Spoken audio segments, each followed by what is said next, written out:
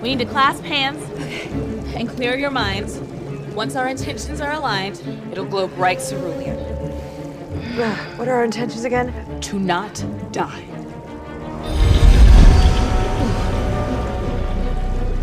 I get cerulean and chartreuse confused. Is cerulean the green one? No, it's blue. Then it's not working. It's like a blue-green, maybe like a teal. It's green, team!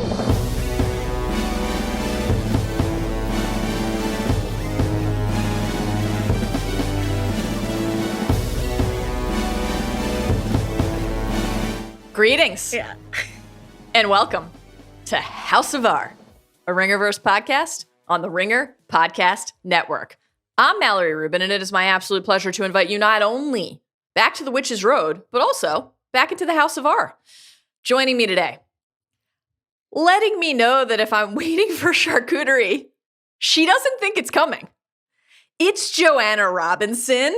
Mallory Rubin! I am brimming with joy to be here with you today to talk about Agatha episode 3. We have so much to talk about. My enthusiasm is as high as it was last week in terms of being here in Witchy season. This is obviously we're going to talk beat by beat about the episode, but the closing song was like another jam on this episode. And this is a show where I let the credits just roll so that I could enjoy the track drop at the end. And I'm just beaming in Agatha season. So hello. Thrilled for you once again. Thank Thrilled you. for all of us that we get to share this with you, walk the Witch's Road with you for 2 months. What a time. What a time to be us. What a time to be you. What a time to be the House of R. We're here, if you haven't been able to deduce this yet, to talk about the 3rd episode of Agatha All Along. But before we explain why it's given middle-aged second chance at love vibes, and we're here for it, some quick programming reminders. Over on the Ringerverse, Friday, Button Mash is back to talk about the new Zelda game, Echoes of Wisdom. And then Monday, top of next week, the whole crew is back for another Ringerverse Recommends. Yes. What a great Here on the House of reminder R. for me to do my Ringerverse recommend. Here on the House of R, we already have waiting for you on the feed our deep dive into the fantastic 7th episode, penultimate episode of season 2 of Rings of Power. These pods are going up back-to-back days, so if you're checking out the feed and you're here for Rings of Power and you're like, Agatha, where's Rings of Power? Just thumb down a little bit. There it is, waiting for you already. Check it out. Next week, we will be back on Thursday for the Rings season 2 finale deep dive, and then Friday for the Agatha. It is devastating. I do not want the season to end. I am not prepared for the season to end, and yet it must. And then Friday, Agatha episode 4. You can find full video episodes of the House of R and the Midnight Boys, pew pew, on Spotify and on the new Ringerverse YouTube channel. In addition to subscribing to that YouTube channel, Joe, how can the people follow along? Thank you so much for taking the video portion because I always forget details of it. But it is really fun to open the podcast on Spotify and there's video there. Yeah. So listen, why don't you subscribe to the podcast? In addition to watching us, you can also listen to us on the platform of your choice. I think that's a really fun thing for you to do. And also follow us on social. We're on TikTok, Instagram, Facebook, Twitter, and hobbitsanddragons@gmail.com is a great way to reach us. If I say anything today about witchcraft that you, a witch listening to this podcast, disagree with, tell me about it. hobbitsanddragons@gmail.com. I love it. I love it. Lastly, it is time, as always, for our friendly neighborhood spoiler warning. We have not watched beyond the 3rd episode of Agatha All Along, so we do not know what is coming, but we will be doing some speculation based on trailer footage. And then beyond that, if it's happened previously on Agatha All Along, if it happened in WandaVision, if it ever happened in the MCU, or if it happened in Marvel Comics canon, it might come up today. On the table. All right, Joanna, I would drink the blood of a virgin if it would smooth out these wrinkles, especially now that we're on video. But we don't have time for that right now. Let's save that for later. Let's circle back, though. Let's circle back. Yeah. It's time to pod. Witch stuff. Go. Episode 3. through many miles of tricks and trials. Written by Cameron Squires, directed by Rachel Goldberg. Checking in at 38 minutes. Seekest thou thy road? It is time for the opening snapshot.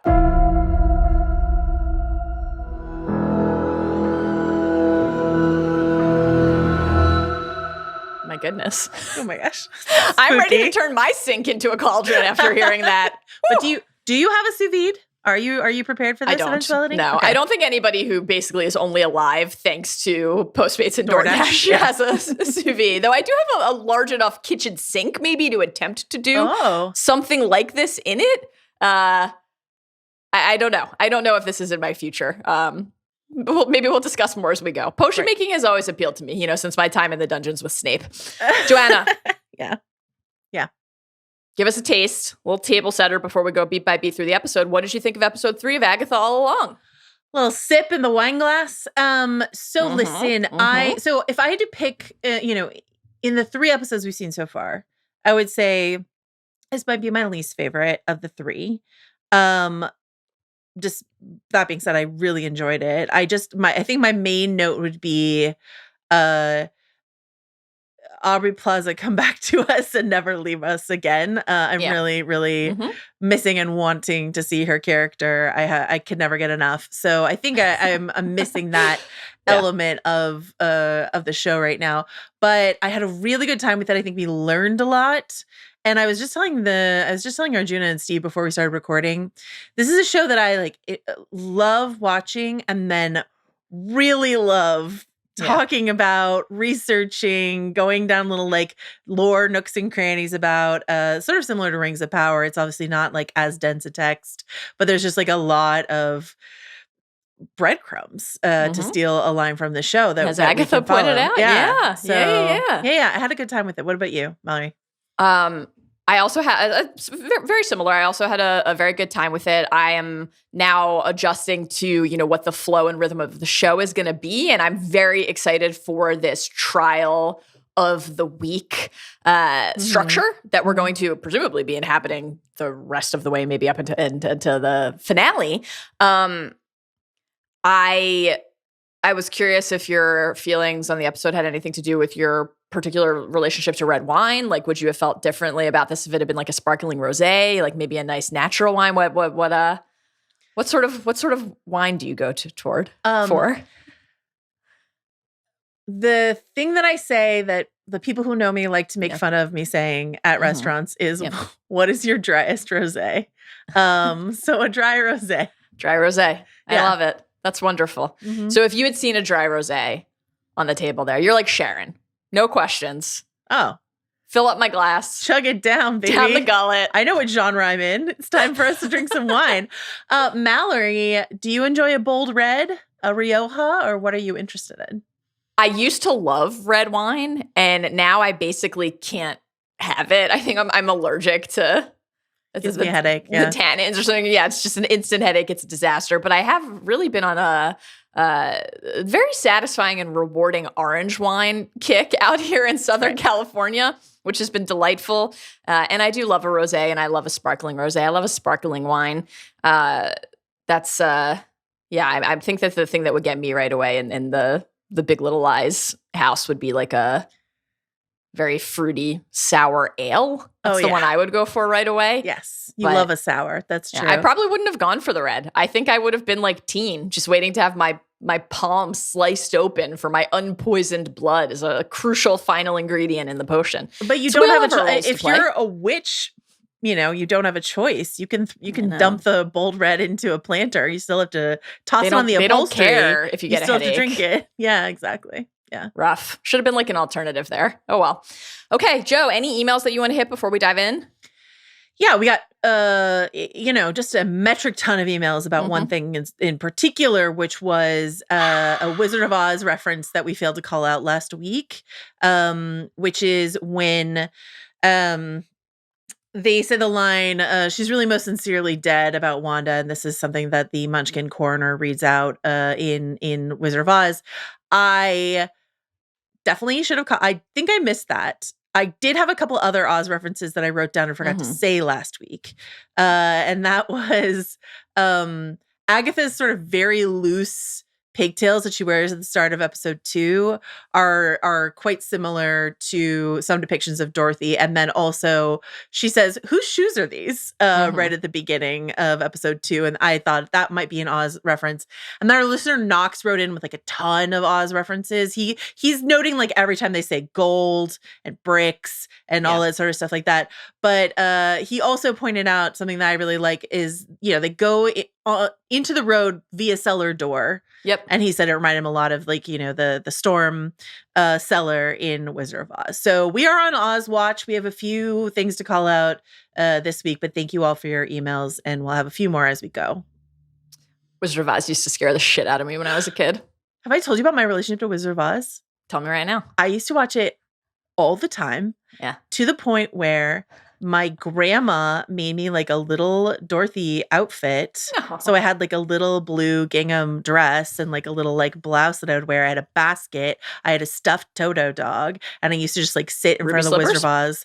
of Oz. I must have had ruby slippers. Of course. It would be impossible to make the whole fit and leave that out. That would be... And my mom used to just like braid my hair and then just like sit me in front of Wizard of Oz, and I could not have been happier. So yeah, Oz Watch. I'm here for it. I love the books as well. The books go on and on and on beyond that. So I love this. You put on the full fit every time you sat down to watch it. I'm sure it wasn't every time, but it was definitely like there's nothing else in my childhood that I used to cosplay to watch. But the Dorothy outfit for Wizard of Oz is definitely something I did. Yeah. Did you ever consider naming an actual pet Toto?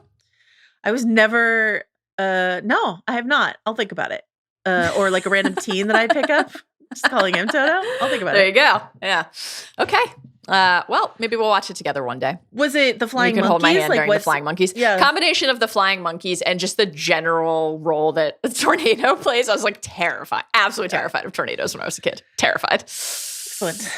If only Glenn Powell had been around to make the idea of the twister all the more appealing. Eat shit, Helen Hunt. Where's Glenn Powell? Should we deep dive? Yeah, let's do it.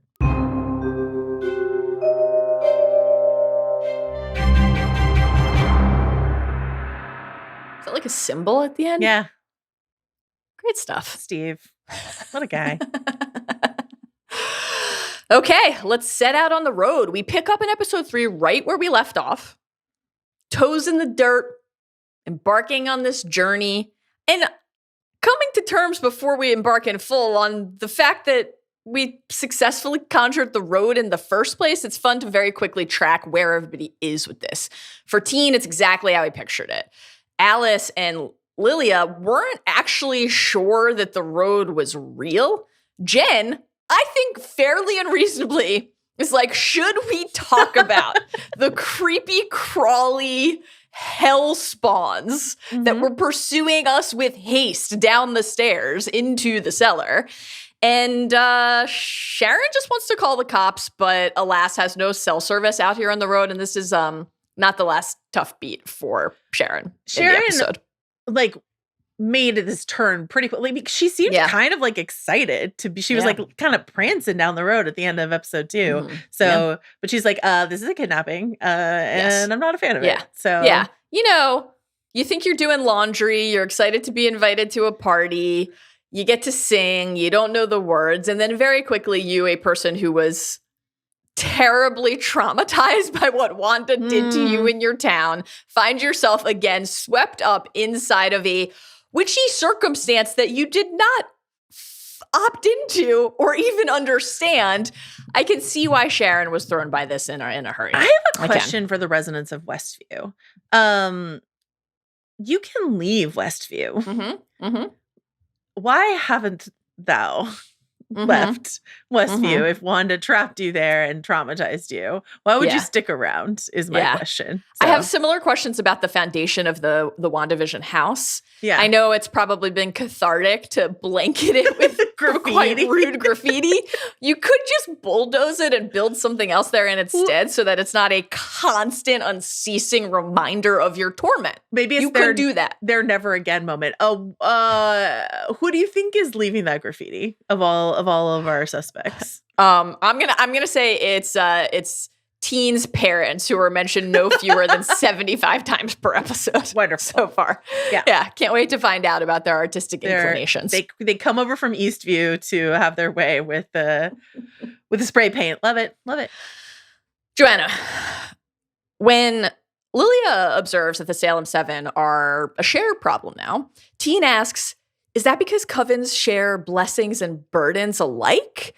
Which, lovely. Sounds like doing a pod. And in this scene, this sets up, again, like one of the numerous mentions, as was the case in the premiere of Teen's parents. They are repeatedly on our minds and on Teen's minds in a way that feels very deliberate. Oh, I'm 100% positive they're asleep, unless, is this like perpetual night? Like, it's a vibe? It's a vibe? How are the vibes on the Witch's Road? The vibes are intense on the Witch's Road. I don't know if the vibes on the Witch's Road are for me. They're for me to watch and enjoy. I don't know if they would be for me to partake in, though I do love the concept of a trial and a test. I love a riddle. Maybe I would want to go on the Witch's Road. It's like I'm still riddle, thrown by the red wine. Escape rooms sort of experience. Yeah. Are you an escape room enthusiast? I have done some and had a really good time with them. Did you ever do? I've never done one. There was a Thrones one at South by Southwest one year, and that was really fun. Sounds great. Yeah. That sounds delightful. All right, maybe we should do one. Solving? Arjuna is a escape room enthusiast. Is he? Yeah. I mean, I love a puzzle. So Same. Yeah. I love a puzzle as well. So this idea, Joe, blessings and burdens shared. This seems like it's going to be very central thematically to the season. How much of what happens for our characters on the road will be about confronting their individual trauma and trials, the individual thing that they are striving for, this prize that keeps earning a mention, and how much is going to be about embracing, either through the parallels that are unfolding and the fact that definitionally these experiences are shared, the Coven collective, because right now the Coven for them, other than Teen, who like really is hyped to be there and Very wanted to be taken here. Yeah. It's just a matter of like necessity and convenience and a hard pitch because they're on the clock to solve something. So will it become more? Will they be able to unite and truly embrace the heart of what a coven is and can be? And at what point might those strands of the individual and the collective I mean, we merge? see that in this episode when we see a character like Agatha, who we think of as purely selfish, and she is in many regards. But when she gives Jen the pep talk at the end of the episode, she needs it for herself to get out of there before they drown. But also, like, if as we love to talk about, maybe we should come up with like a term for this. There felt like there was truth in there as well. It didn't feel like complete bullshit. It felt like, I see you. I respect you. I don't like you. I respect you. And that felt like a bond of sisterhood. We'll talk about sort of the ritualistic bonds of sisterhood that exist inside witchcraft in this episode. But I think that's all part of it, where it's like, is Agatha capable of choosing the collective over the selfish personal goal? Is it possible for an entire coven to survive the Witch's Road, or is the walk down the Witch's Road, it's like whoever's left at the end gets the prize? These are questions I have. Very top of mind when we see moments like Agatha reaching out and shouting no to stop Teen from drinking the wine, et cetera. Excited to talk about some of these as we go today. So Sharon says, like, I wouldn't have really expected to find anything down here meaning like we're in the upside down, basically, but beneath Westview. Yeah. Shout out Sharon. Other than failed transit system. One more indictment here of Westview. Do you feel like we're going to get to the physical failed transit system, like a derelict subway underneath the Westview? I think basically anything that has earned a mention, I consider now a lock, including, of course, Mephisto, who is mentioned by name, thrilling in this episode. Great stuff. I haven't heard how Jomi reacted to that. Do we know? Do we have a read on Jomi? This is a great question. Steve? We were enthralled. Okay. Jomi's into it. Good. He's not upset about Mephisto being here? It was more of a, oh boy, here we go again. Okay. Well, Okay. I hope it all turns out to Jomi's liking. I'm very invested in Jomi's emotional investment in Mephisto. So, yeah. Are you more invested in Mephisto or in Jomi's relationship to the idea Jomi's of Mephisto. relationship to the idea of Mephisto. Beautiful. There you go. Covens. That's coven. That's a coven for you. You don't Jen. think, I mean, the Midnight Boys sound, and House of R and Midnight Boys both sound like covens. Yeah. And I feel like we are part of one blended coven. Like Absolutely. Yeah. Our graphics suite for our new video pods, very Agatha-y, very Mhm. witchy, very coven-y. Like we've got runes. We've got some fun House of R Easter eggs in Some those runes, cats. folks. Cats and apples. Some apples. Both witchy iconography. Indeed. Yeah. Indeed. Jen pipes in and says of Sharon, I thought this was quite rude. Helpful interjection, random woman with no obvious magical qualities. I'm curious whether Yeah. Steve, a soundbite enthusiast, will be clipping that for future use during House of R crosstalk. Steve, we defer to your wisdom as always. Up to you. Stay tuned for I episode like that. 4. I like that.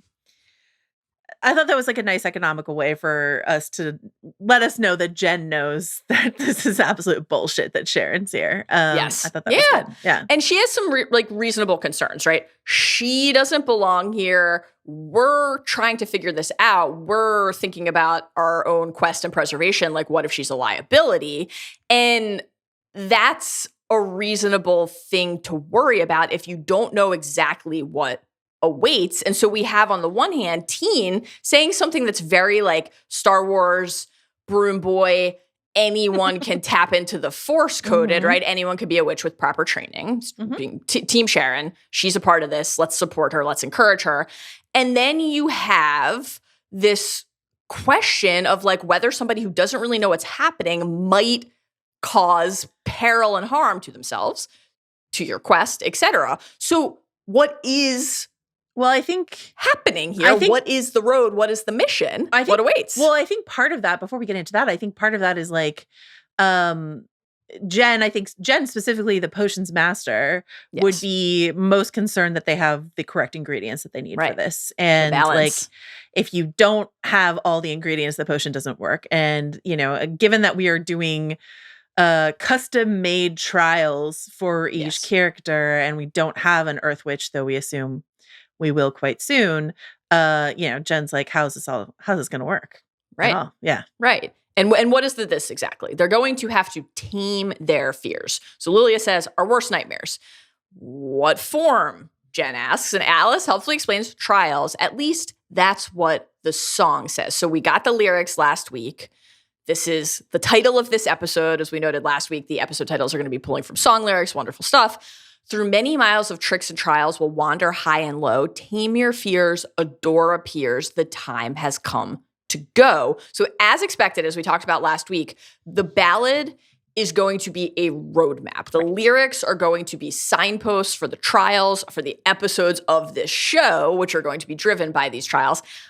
This is fun. This is like a treasure map. We can pour over the song lyrics and try to piece together what might await. We will look back at them with new clarity after we experience something alongside the characters. It's like a brilliant and delightful little structure for the show. I think, and we will have a section sort of in our speculation section. We had a listener go kind of ham on the song lyrics, trying to parse them out episode by episode, which is going to be really fun. But again, if you don't want to hear that, that'll be in the speculation section. But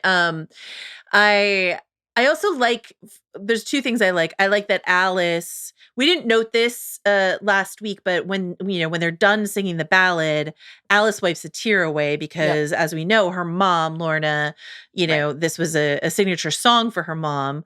And I like that it's her sort of the one for whom the lyrics would be most top of mind is Alice. So yeah. Absolutely. And what a showing we get from Lorna Wu in this. That might have been my favorite part, actually, of the whole episode was the Lorna vision. I thought it was in general, I loved the hallucination sequence, but that one was, particularly striking. So Agatha tells them that the road will test their knowledge, specifically their knowledge of the craft. One trial for each skill. Do you think she meant the craft, or do you think she meant the 1990s film The Craft, capital T, capital C? Yeah. And if so, both. I think I can walk the witch's road. Based on the pop culture references that continue to abound in this in this slice of the Marvel universe, I think why not both? This idea of like knowledge and testing knowledge will again be part of that conversation, that moment, that beautiful moment between Agatha and Jen that you already referenced, this like key climactic thrust in this episode. If each trial pairs with a skill, they do need a green witch to show up. Do you have an official prediction for when Rio will be returning? I think based on trailer footage, and Arjuna and I were talking about this, I would give it mere seconds after the opening of next week's episode. Okay. So Sharon's out. Rio's in. That would be my guess. Fantastic. I hope you're right. It was painful to go without Rio this week. Painful. How are they going to pass the trials without powers? This is, again, I think a very reasonable question and concern that Jen is voicing. Teen, this different perspective, this different relationship to magic, like this dawning, right? This seeking of an era of discovery for him. I've been studying. Now I am seeking the road. I am in pursuit of my power. All he sees is possibility. Everything that's happening is exciting, but also it's all about what he might discover. For all of the other characters, it's about the trauma, the horror, the painful memory, the pulling back into something they'd rather forget. The fallout of being a witch in the first place and how it's damaged and hurt all of them. And I think it's not a coincidence that, those different perspectives are experiential, but they're also gendered, and so it's like the one male in this team is just sort of like witchcraft. It's great, right? Witch stuff go. Witch stuff go. We got an email from our listener, John, that I really liked in response to this conversation we had about like Pokemoning the witches, saying, potions witch, protection witch, divination witch, etc. John said, on the subject of Pokemoning the witches, I also find this convention trope device, which I think of as X-menifying the witches, generally pretty annoying. Having said that, I'm totally willing to accept this version of witchery in the context of the Marvel Universe, though I think it's worth noting that the MCU does seem to have drawn subtle distinctions between witchcraft and innate powers. Wanda already had mutant abilities that were distinct from the witchcraft she learns to practice after WandaVision, which is also true in the comics, correct? And Joe Locke's character, Teen, suggests that he's learned to cast spells, doing incantations, etc., but has not yet unlocked power. And I mean, that is just that's a great email from John. And I think that is just like the excitement of the text that we're about to consume, which is what's the craft in witchcraft. And I loved the potion making stuff this episode. Yeah, it was really fun. And it's fun now to like think about what else awaits on that front with this framing from Team of like emphasis on the craft, the analog nature of interacting with this. Like when we hear Jen say later, and it's a lament at the time, like there was a time when I would have just been able to wave my hand and fix this. And that, of course, would make you feel strong and powerful and bold and capable, but it almost untethers you from like the tactile nature of like the thing you're interacting with. And so that feels like a key part of the journey too, is like rediscovering what their power even is, what it means, what it looks like, where it comes from, and what their connection to magic and witchcraft overall, but like their specific slice of that to John's email, means to them. So like to see that almost like for Teen, it's discovery, and for everyone else, it's like rediscovery is I'm really interested in that. I think that's going to be a cool journey to watch. Jen asks Teen, speaking of Teen, because he's very chatty. He's got a lot to say. He's got a lot of thoughts. Yeah. Like, who the fuck are you again?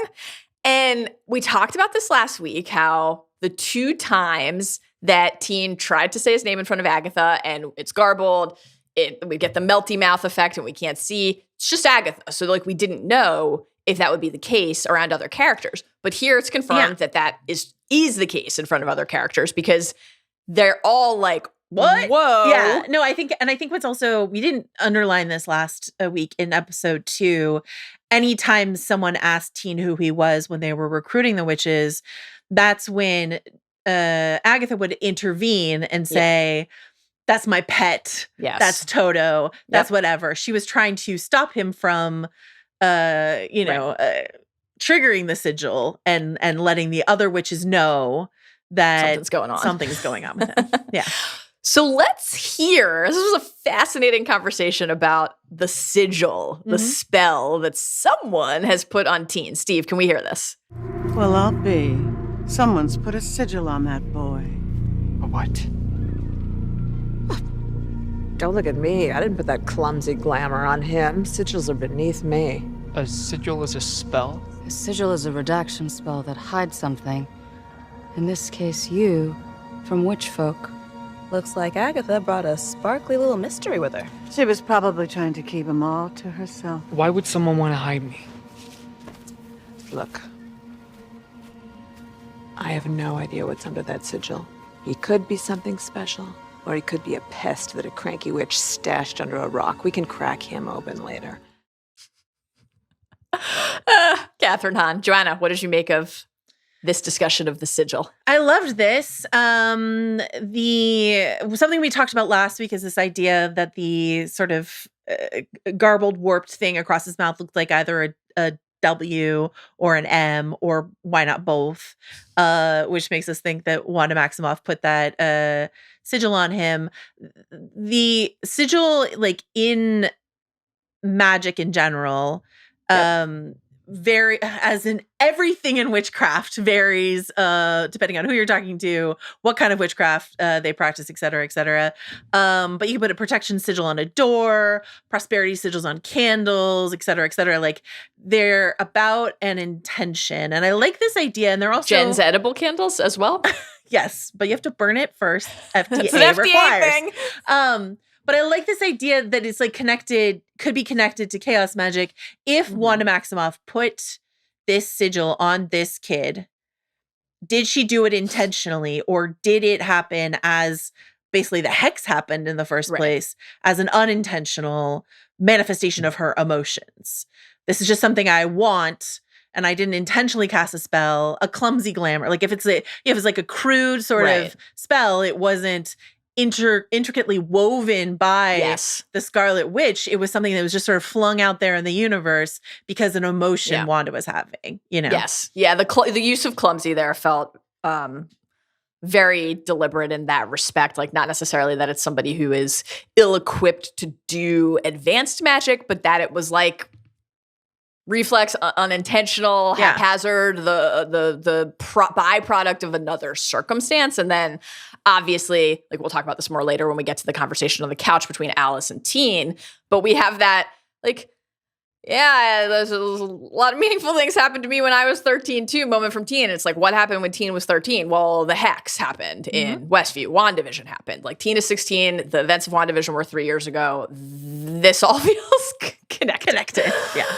I did like when we talked last week with Teen in particular, the show's active embrace of this. Like, we're not being coy. No. We're not insulting you. So, like, the just outright saying sparkly little mystery, I thought was delightful. I think it's really fun. And I don't understand people who are, like, salty about it, because I'm like, they're not really trying to hide it. It's the text of the show. I quite like it. Yeah. Agatha tries to get everyone to focus. The real value lies at the end of the road. Wow. You think Agatha has Boyz II Men on her Spotify playlist?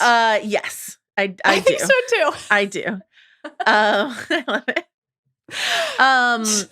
When she runs down what everyone wants, right? Yes. Unbinding for Jen, reversing fortunes for Lilia, mommy mysteries for Alice. And we're going to talk about another thing that made me think of in a second. But like Ozwatch 2024, we have to think about a heart, a brain, a home, the nerve. Like, what are, folks trapped in Oz are wanting. And is there a one-to-one correlation? There doesn't need to be. But I think it is interesting, and then when we unbinding for Jen, if we take that thing you want and we relate it to the trial, Jen, I don't think was technically unbound, but she was able to access a power that she kind of felt she thought she didn't have anymore, right? So there's an unbinding of sorts that happens for Jen here on the road? And does that mean that like Lilia and her trial will reverse her fortune, or Alice will figure out what happened to her mom before we even get to the end of the road? There's going to be like, you know, it at the end of Wizard of Oz, the wizard who's not a wizard says like, you Damn, had spoiler. this all along. You actually had this all Right. along. Yeah. So, you know, no need. A beautiful lesson. Yeah. To watch the members of this coven discover. I'm excited. Sharon, not really part of this. Let me remind you of why you're here. She wants to, like Dorothy, she just wants to go home. Like, that's Agatha true. gets to her. She's just not there. Very funny moment. Yeah. She's like, you look away for 2 seconds. And Sharon's having a bad time. It's like, choose your reference, right? Is this Neverending Story? Is this Old Man Willow like getting sucked into the roots of the tree? She's shaking off vines, talking to the elements of the forest, just wants to like sit down, take a beat, puts her bag down. It gets sucked into like the mossy bog, and she is being sucked in as well. Yeah. Here's my question about this.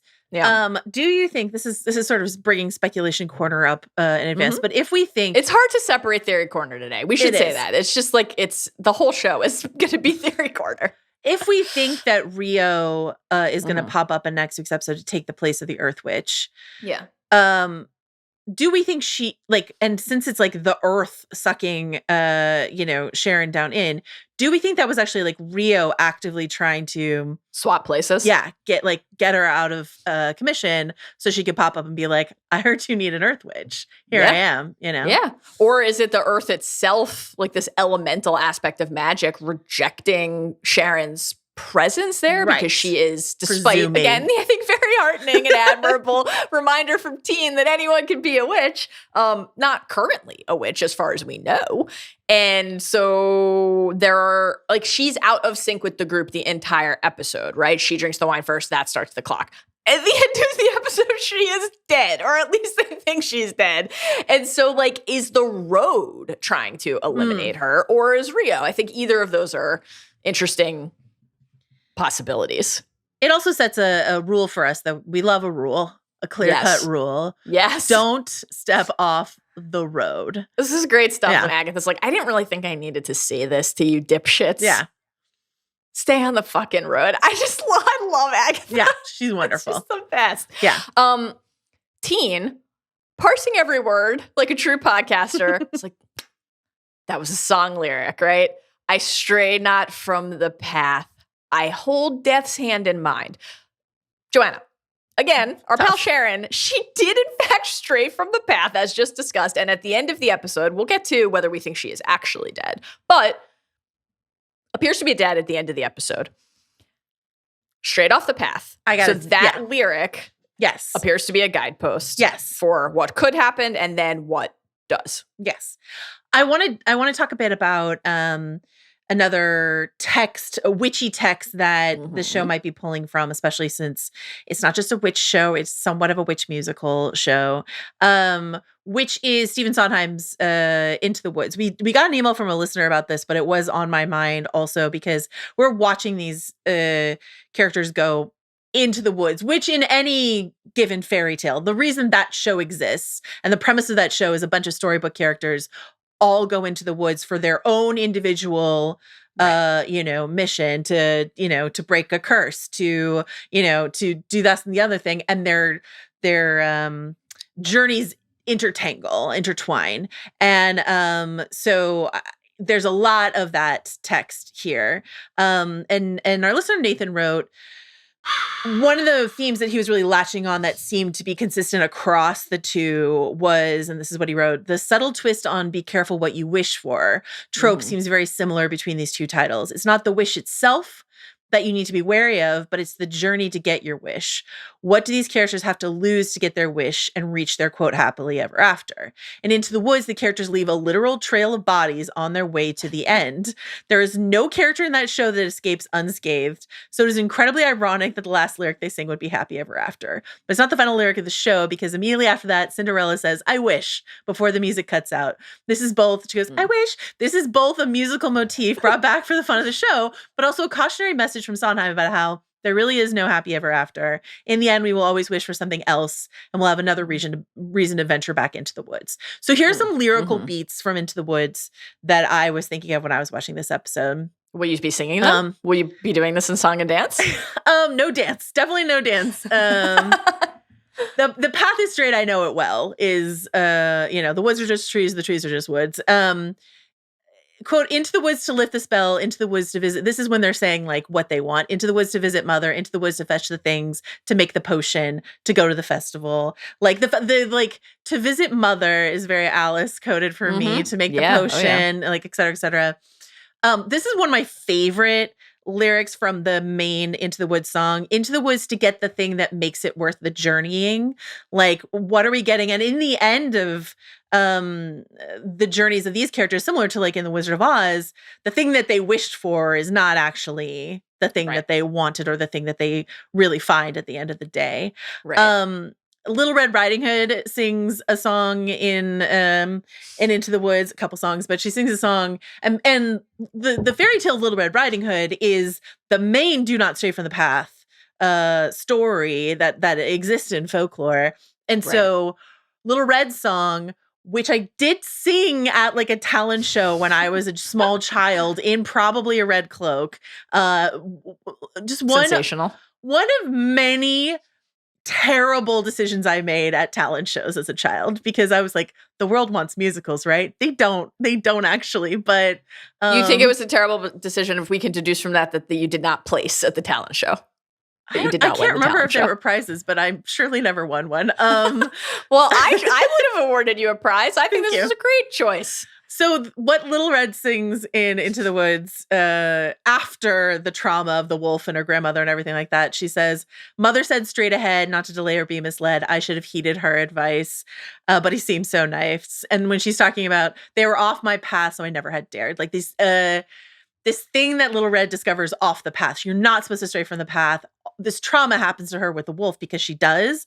But in the end, it's an important part of her like maturation and evolution as a character. Right. The potion making and Into the Woods, the brilliance of Into the Woods is that the potion that they're trying to make, and they have 3 midnights to do it. And so there's this ticking clock, which I thought of as soon as the ticking clock appeared here. They have to gather. So you still did not think of the Kevin Costner classic draft day when the clock started to and tick. I never Weird. shall. And I never shall. Okay. The ingredients that they're gathering for the potion are items from famous fairy tales. So it's cow as white as milk, Jack and the Beanstalk, cape as red as blood, Little Red Riding Hood, hair as yellow as corn, Rapunzel, slipper as pure as gold, Cinderella. So they basically have to like plunder other stories to get the items that they need for this potion. And last but not least, the witch figure in this story, who is a villain of sorts in the story, but fundamentally at the end of her like journey in this particular piece, she's not presented as a villain, but as someone who is just coldly rational. And it reminds me a lot of like what Lilia is talking about when she talked in a previous episode about accurately predicting the future and being driven out of towns for accurately predicting the future. This idea of the witch in culture being rejected, not because she is evil and scheming, but because she is right or she is wise and nobody wants to hear it. So the lyric from the witch's last song in Into the Woods, she says to the other characters, "You're so nice. You're not good. You're not bad. You're just nice. I'm not good. I'm not nice. I'm just right. I'm the witch. You're the world. I'm the hitch. I'm what no one believes. I'm the witch." And so I think that idea, especially as we consider when we're going to talk about the visions that these characters have, how witchcraft has been rejected, or these women have been plagued by a world that doesn't want them.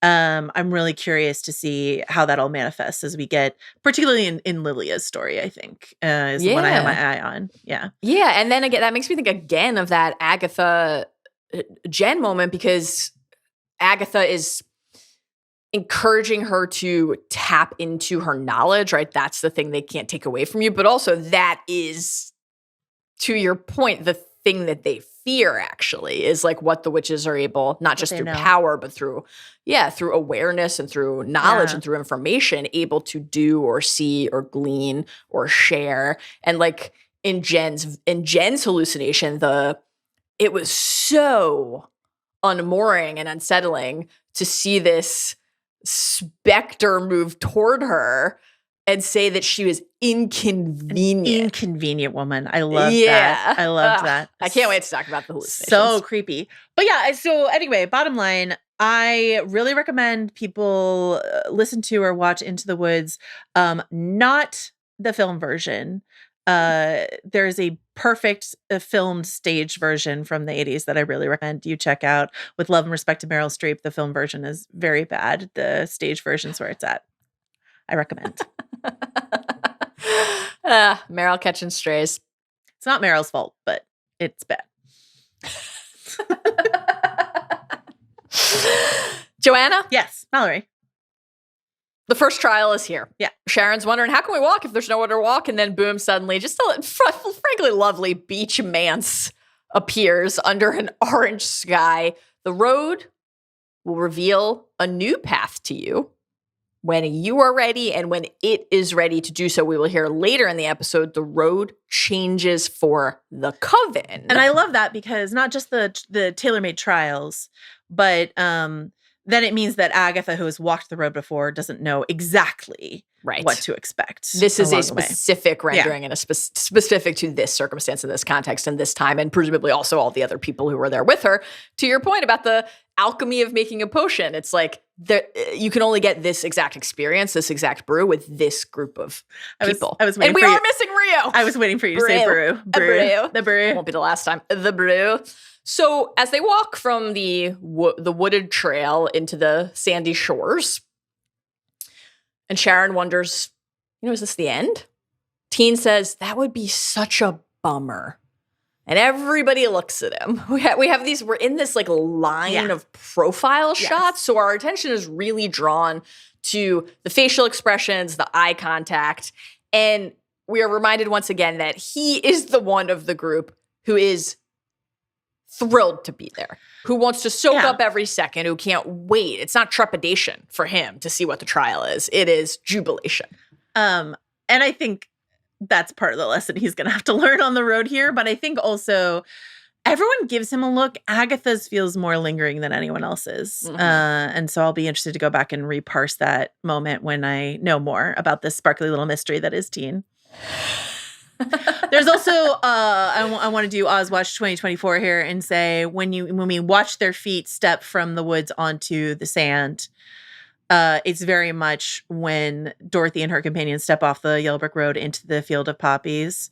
Yeah. And then I was thinking this doesn't happen at that moment, but after they wake up from the poppy sleep, the angelic voices on the backing track of the movie sing, you're out of the woods, you're out of the dark, you're out of the night. Step into the sun, step into the light. So this idea that they're like leaving the woods to the sunny beach, but surely through the oven and then back into the woods. But like, but wait till you see the kitchen in between. It's going to be great. Bury me in this kitchen. Yes. And Before they can get to the kitchen. Okay. Yeah, they do. It's brutal. Sharon, careful what you say out loud. My goodness. Before they can see the kitchen or the living room or the built-in bar or the spa and home gym or anything else. Oh my God, the steam room. Oof. Woo. Oh yeah. I love when Teen was like, is that eucalyptus? Yeah. Like eucalyptus steam in a cedar steam room? Yeah, heaven. Por favor, please. Yeah. Heaven. The front door. Carvings. Yes. The phases of the moon, and Teen notices it's full. The water phase. Now, in short order, they will be under mortal threat of drowning as the water works its way through the cracks and fractures in the glass. Great so job, what Agatha. other I mean, listen, we all lash out, but that one was really costly. Yeah. What might the other phases of the moon indicate then about what awaits in future trials? I think what's really fun to think about here is if you rewatch the ballad scene, so we know the Earth Witch position. We know that Rio is in the Earth Witch position, or that Sharon was the fake Earth Witch here. But nowhere else in the text of the episodes have they mentioned assigned elements except inside the song. Mm-hmm. During the part of the ballad where they sing Gather Sisters, Fire, Water, Earth, and Air, Agatha very helpfully gestures to people as she does it so that we know which element goes with which witch. So, and I really like rewatching it. So funny because she just like, she fudges Earth. She points to the other three. And then when Earth comes, she just sort of like flourishes and doesn't actually point to Sharon.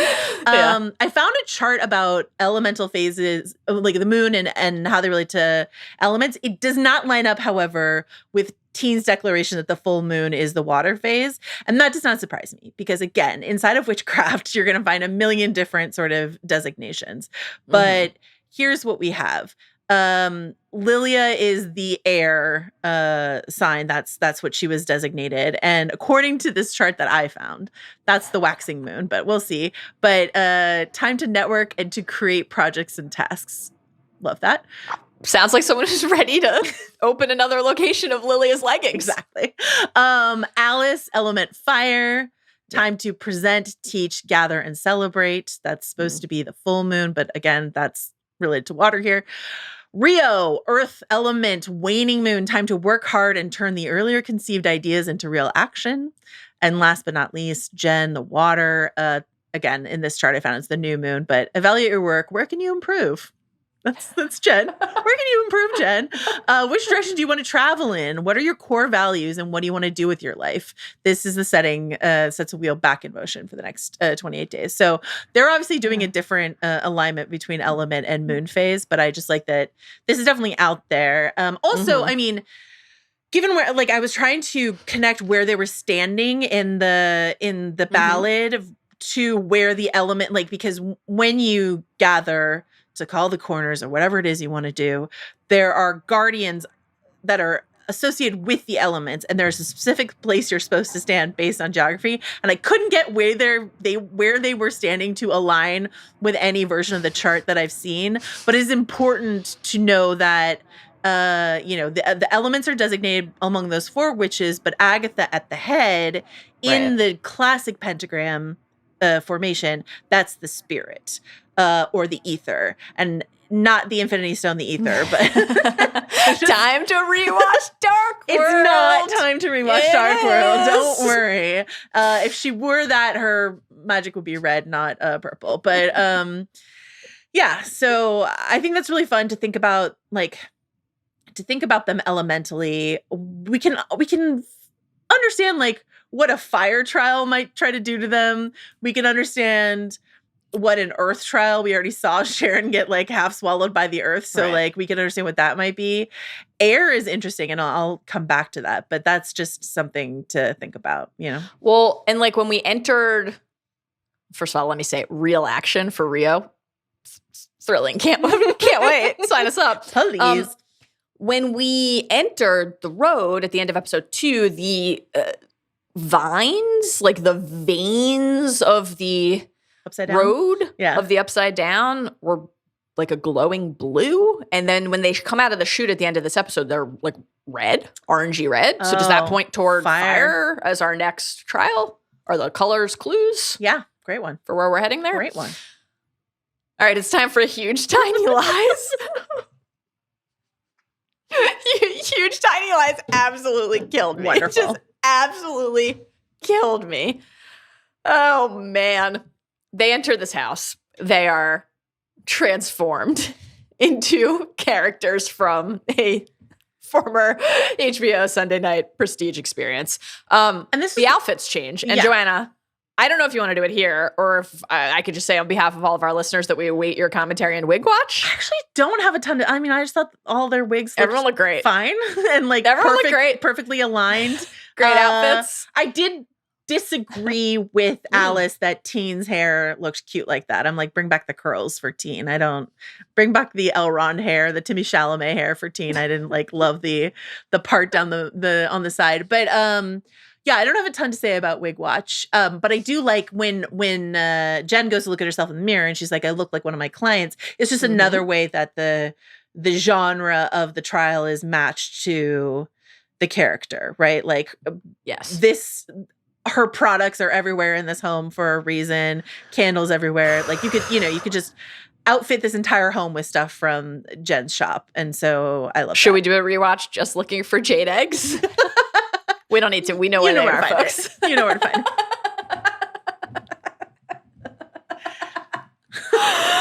Oh, boy. Every now and then, I'm just like, poor Steve and Arjuna who have to sit here on these recordings with us. No, they're lucky. They're blessed. You're welcome. Oh, man. So when they enter and they've got new fits, Alice is the first to have a moment of panic about her amulet. They all grasp and reach for theirs to confirm that they are still present. And they are. Despite the general Fit Watch update, the amulets remain intact and everyone is hugely relieved. Like Agatha breathes in a sigh as she puts her hands on her triple goddess brooch. So that is her amulet. And now we're like, okay, every witch has an amulet. What does each of them symbolize? What is the significance? This connection between a witch and amulet, it makes us think again about what we saw, not just the triple goddess and the timing and the sync to that period of time in Salem for Agatha, but what is inside of it, this lock of hair, what it means to put that in your amulet, etc. So what do you want to point out here, Joe, about the other amulets and what we might be able to learn about them? Mallory, I'm delighted to inform you. Yeah. Merch alert. Take me to merch corner. My favorite corner, your as favorite you know. corner. Your very favorite corner.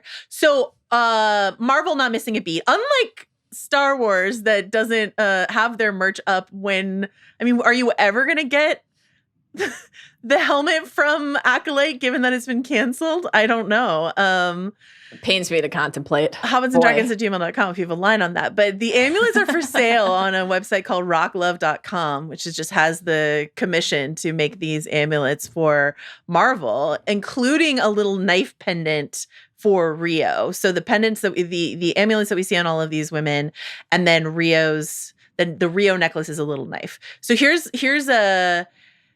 what it says on the little knife necklace for Rio. It says, channels the mystical energy of the natural world, capturing the essence of the character's iconic curved blade. So that's Rio's. But I was just wondering if we could parse the copy on the rest of the amulet to see if it tells us anything.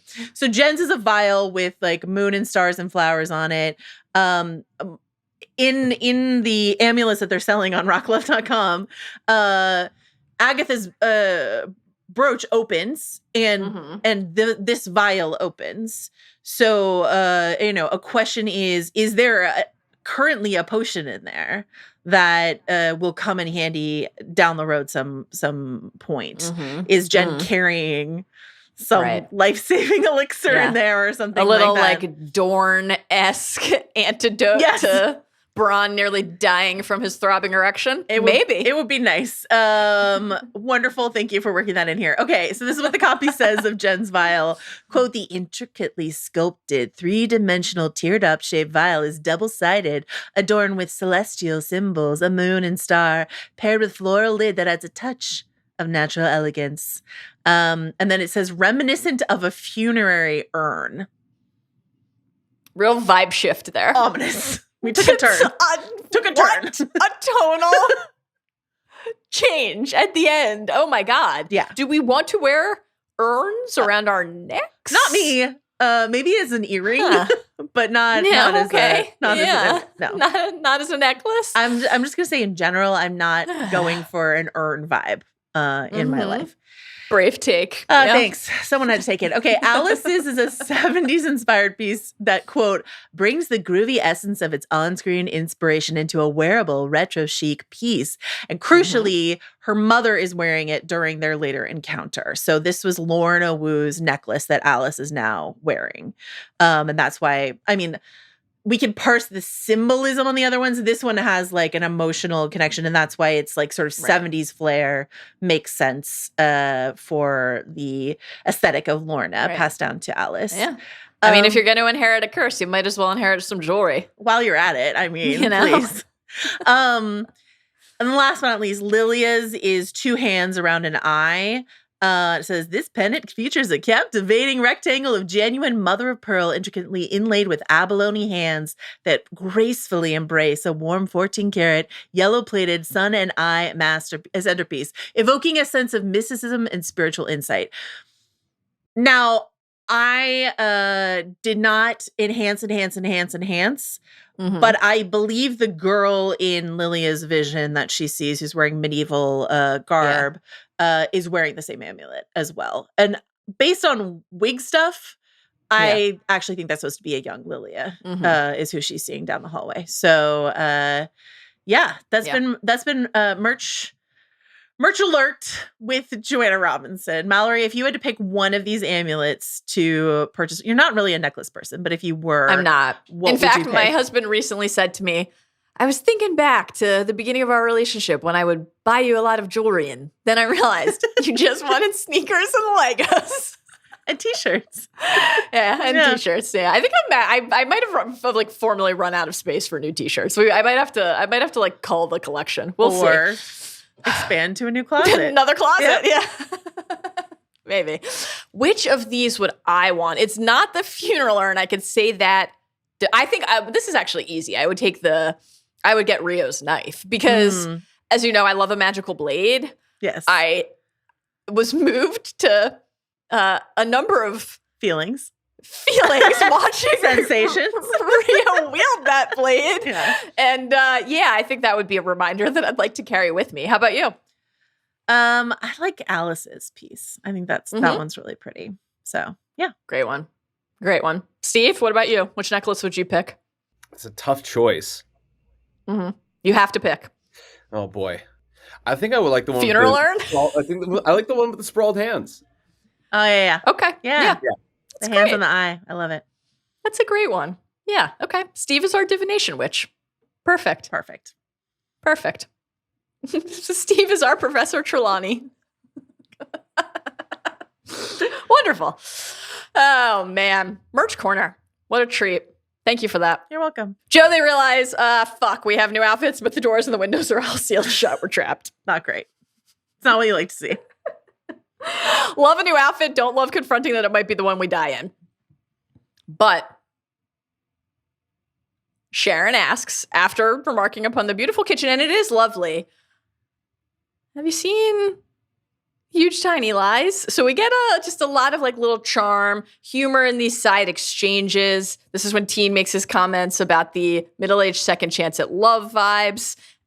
What would you like to say about the chosen television touchstone reference for this episode of Agatha? It seemed ADR to me, Huge Tiny Lies, and then also it's Huge Tiny Lies everywhere, which is little fires everywhere, like another sort of entry into that genre in the Witherspooniverse. But I also when Sharon remarked on the kitchen, if you remark on a kitchen, I have to think about the Nancy Meyer genre and famous for her cinematic kitchens and the beach house. When Teen says it's giving middle-aged second chance at love vibes, that's the plot of Something's Gotta Give with Diane Keaton and Jack Nicholson. So that's, I think, in amongst the definite Big Little Lies comp that we're making here, I think there's just a little sprinkling of Nancy Meyers in there too. I love it. I mean, maybe this is how we finally get Dobbins to watch a Marvel show. Yes. Have you seen The Kitchens? Amanda, come with us. Let's try it. We'll text her after the recording. Okay. Teen finds a card on the mantle. Sharon is thrilled about the thick cardstock. Very expensive. I love it. And on this card. With the ragged edge. I love a ragged edge. This is like a wedding invitation. Beautiful. Agatha's like, please tell me it's not for a baby shower. Great stuff. It's their welcome letter. It is the beginning of their first trial. It is a riddle. My age has value. I'm no fun alone. That's what I say to myself every night before bed. My age has value. I'm no fun alone. I mess with your mind. My tricks are well known, priming them for the wine that they are about to consume, which Sharon turns and sees. Joanna, other than discussing the headaches that red wine can incite, what would you like to observe about the particular bottle that is waiting? Well, I think it's worth always paying attention to wine bottles in a Jack Yes. Schaefer joint, because there was like a fun little hint on a wine bottle in WandaVision as well in Mrs. Hart's storyline, actually. There was like a House of M reference. But this wine is called Reina, which is queen in Spanish. It's a Rioja, which is a region in Spain, but also contains the word Rio in it. So I just thought that might be worth thinking about. Also made it, it says that it's oak aged, blah, blah, and then it's made in Spain. And just want to point out again that Aubrey Plaza spoke a little bit of Spanish in the first episode. So that's just something, this all feels very intentionally tied to Rio. I did check in case, I didn't think this was going to be real wine, because later when Agatha goes, it's so cheap. I was like, they're not going to do that to anyone. There is a Reina winery. It's in Chile, though. So this is like definitely a fake invented wine bottle label full of something for us to think about. So I wonder if this will soon be for sale as well. Through Marvel. Yeah.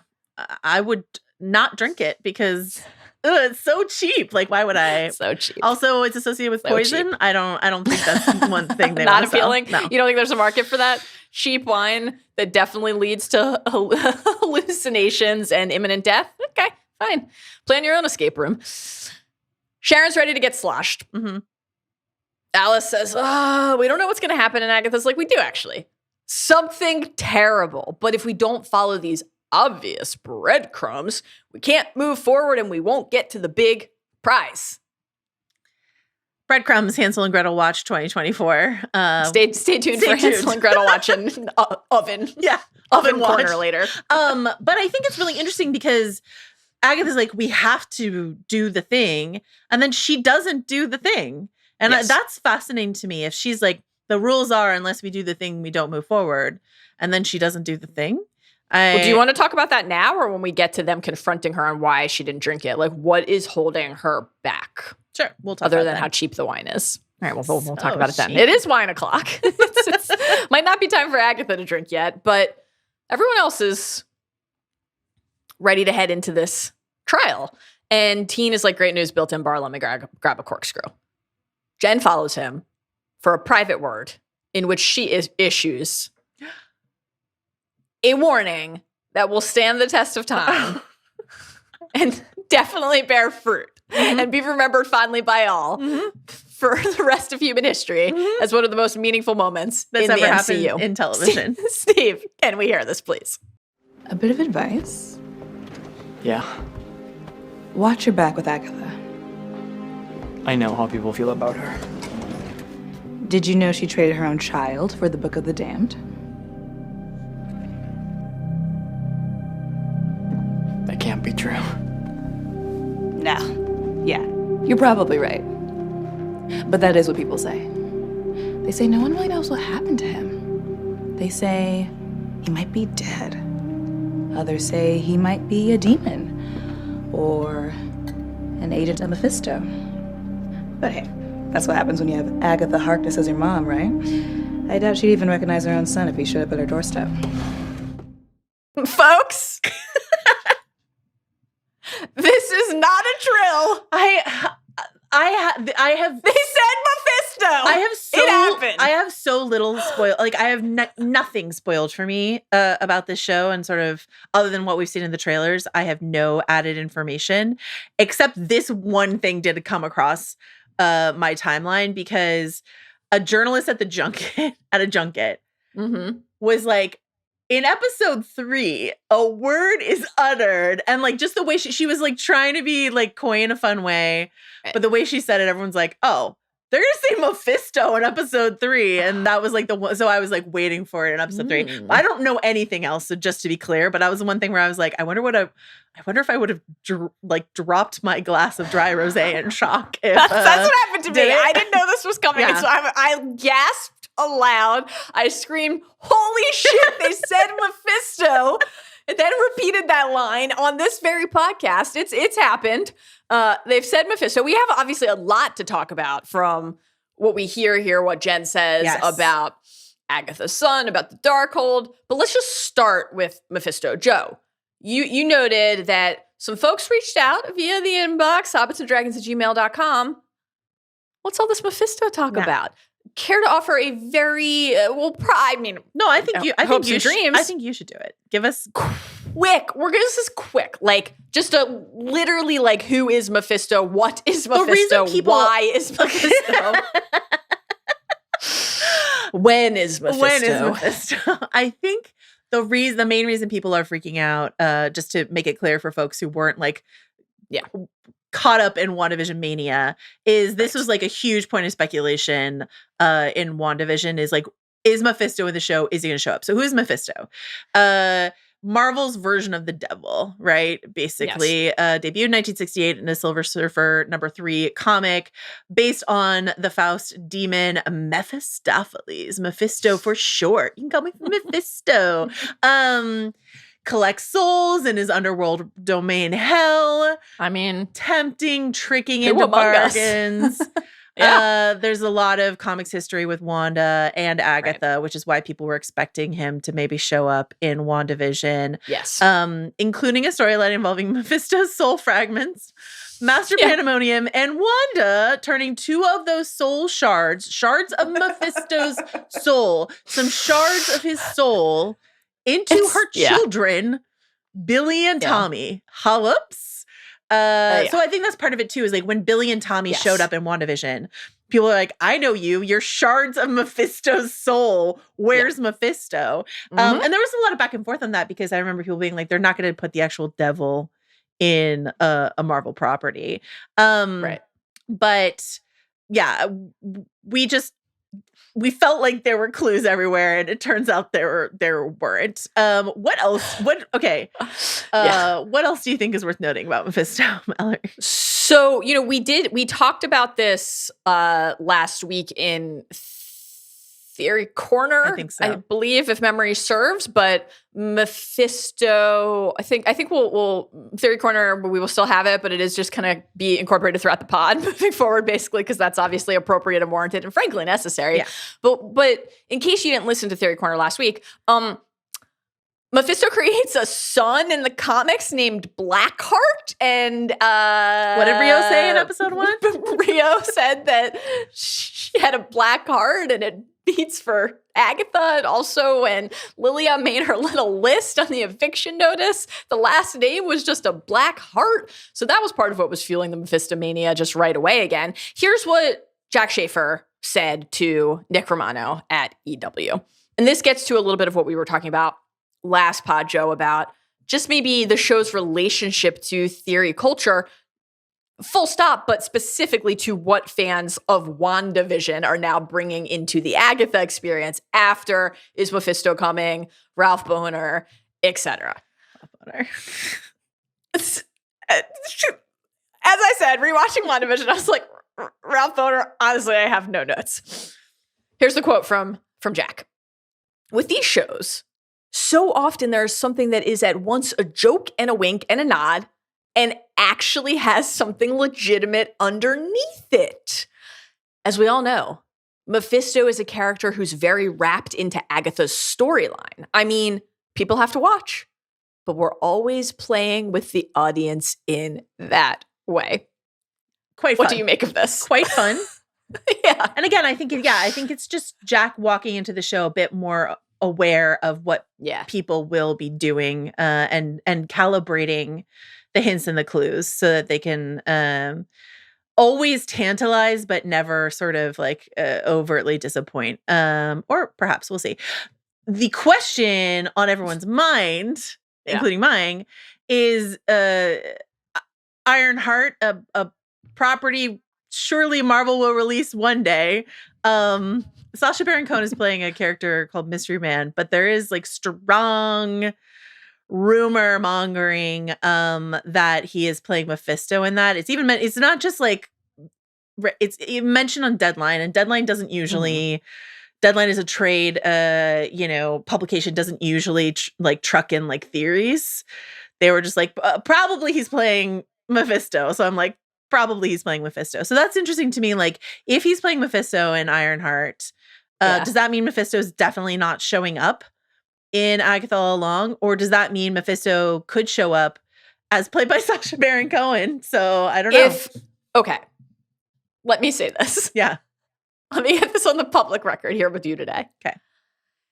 If of all the people in the world you could have cast as Mephisto when you finally brought Mephisto into the MCU, you cast Sacha Baron Cohen, and then you don't put him in a show with Catherine Hahn, where these two comedic titans can be in scenes together, it is a missed opportunity that will haunt everyone involved until their final days. No pressure, guys. It's fine. This is fine. Give it to us. I mean, that's a casting that is kind of fascinating to kind of contemplate in general.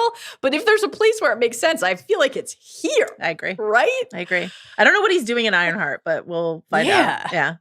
How interesting. Okay. Let's talk about some of the other things that we heard from Jen and Teen in this stretch. This last little bit. But hey, that's what happens when you have Agatha Harkness as your mom, right? I doubt she'd even recognize her own son if she showed up at her doorstep. So we talked in Theory Corner at length last pod about who we think Teen is. The show wants us to at least consider and possibly think 100% that Teen is Nikki Scratch. That Teen is Agatha's son. Now, that is not currently the corner we are on. We don't think that, but that's what the show definitely is. And I think that's a smart thing to do. Give us drop these hints, take us down a false breadcrumb trail and then the reveal is going to be something else. But because I was talking to a friend of mine who's watching the show and she's like, is he Agatha's son? Or is that too obvious? She's like, it's so obvious that he's her son. Or is it too obvious? And I was like, okay, that's interesting to me. Because when we were in Theory Corner, you were saying, and you're not wrong, because what you were talking about is sort of like the level of people who both podcast about and listen to podcasts about Marvel shows. You're like, it's so obvious who he is to us. It couldn't be more obvious. But considering the surely millions of people watching Agatha who aren't comics people, they're like, oh, I figured it out by episode 3. This is Nikki Scratch, so I think that's interesting. I like to think too of the show as like a show either through clues or through outright overt statements presenting information or possibilities that will be disproven and swapped out for other circumstances and time. So like on the what happened to Nikki front, like let's actually talk about Nikki for a second. Yeah.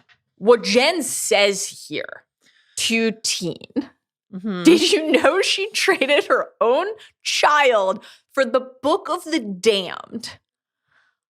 Matches with what we see in Agatha's hallucination when she moves toward the crying sounds in this little bassinet and pulls back the covers to find not her baby, but the Book of the Damned. We'll circle back to this probably, unless we end up just talking about it all right now, but we'll circle back to this probably in Theory Corner.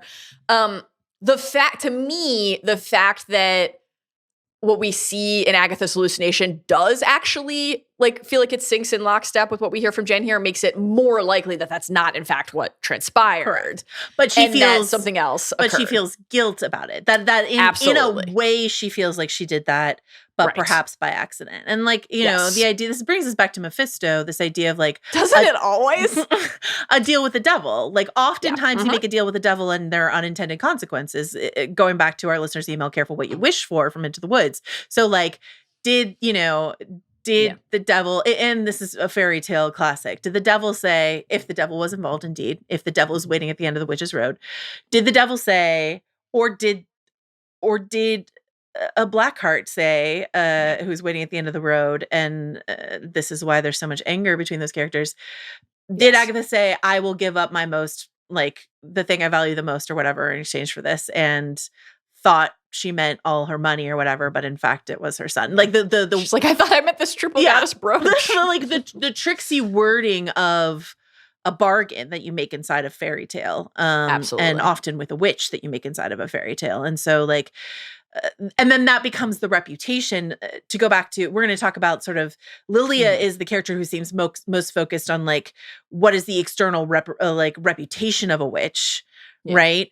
And so this idea that Jen is repeating this story about Agatha, she traded her son for the Darkhold, right? Yeah. That's something that's like the kind of rumor you would start, you know. I saw Goody whatever like dancing with the devil under the moonlight. Like I heard that she traded her child for the Darkhold. And said it to her face basically, right? Like when they walked into her shop in episode 2, who's this? Another child sacrifice? Like Agatha has to, it's not like she's not aware that this is what Jen thinks or might be spreading and saying about her. So yeah, lots to speculate over there. Agatha fills 5 wine glasses. Everyone stands still waiting. And Catherine Hahn says, if you're waiting for charcuterie, I don't think it's coming. And I loved it. It's just a genuine joy to watch. Yeah. Sharon doesn't take drugs, but she does. She loves a rich, hearty red. Downs her glass right away. And this starts the clock. Before anyone else is prepared, the clock is ticking. 30 minutes. Beep, beep. Agatha's toast to Harbingers of Doom. Cool. I loved it. Yeah. Lilia to the prize. And then everyone other than Teen, who is underage, and Agatha, who is up to something, and pours her drink into the planter. Everyone else drinks. Joe, red wine in particular has been on your mind recently as we've watched Rings of Power. And I drink. And I drink. Beautiful What would face, you like to say about beautiful this? face, Sauron.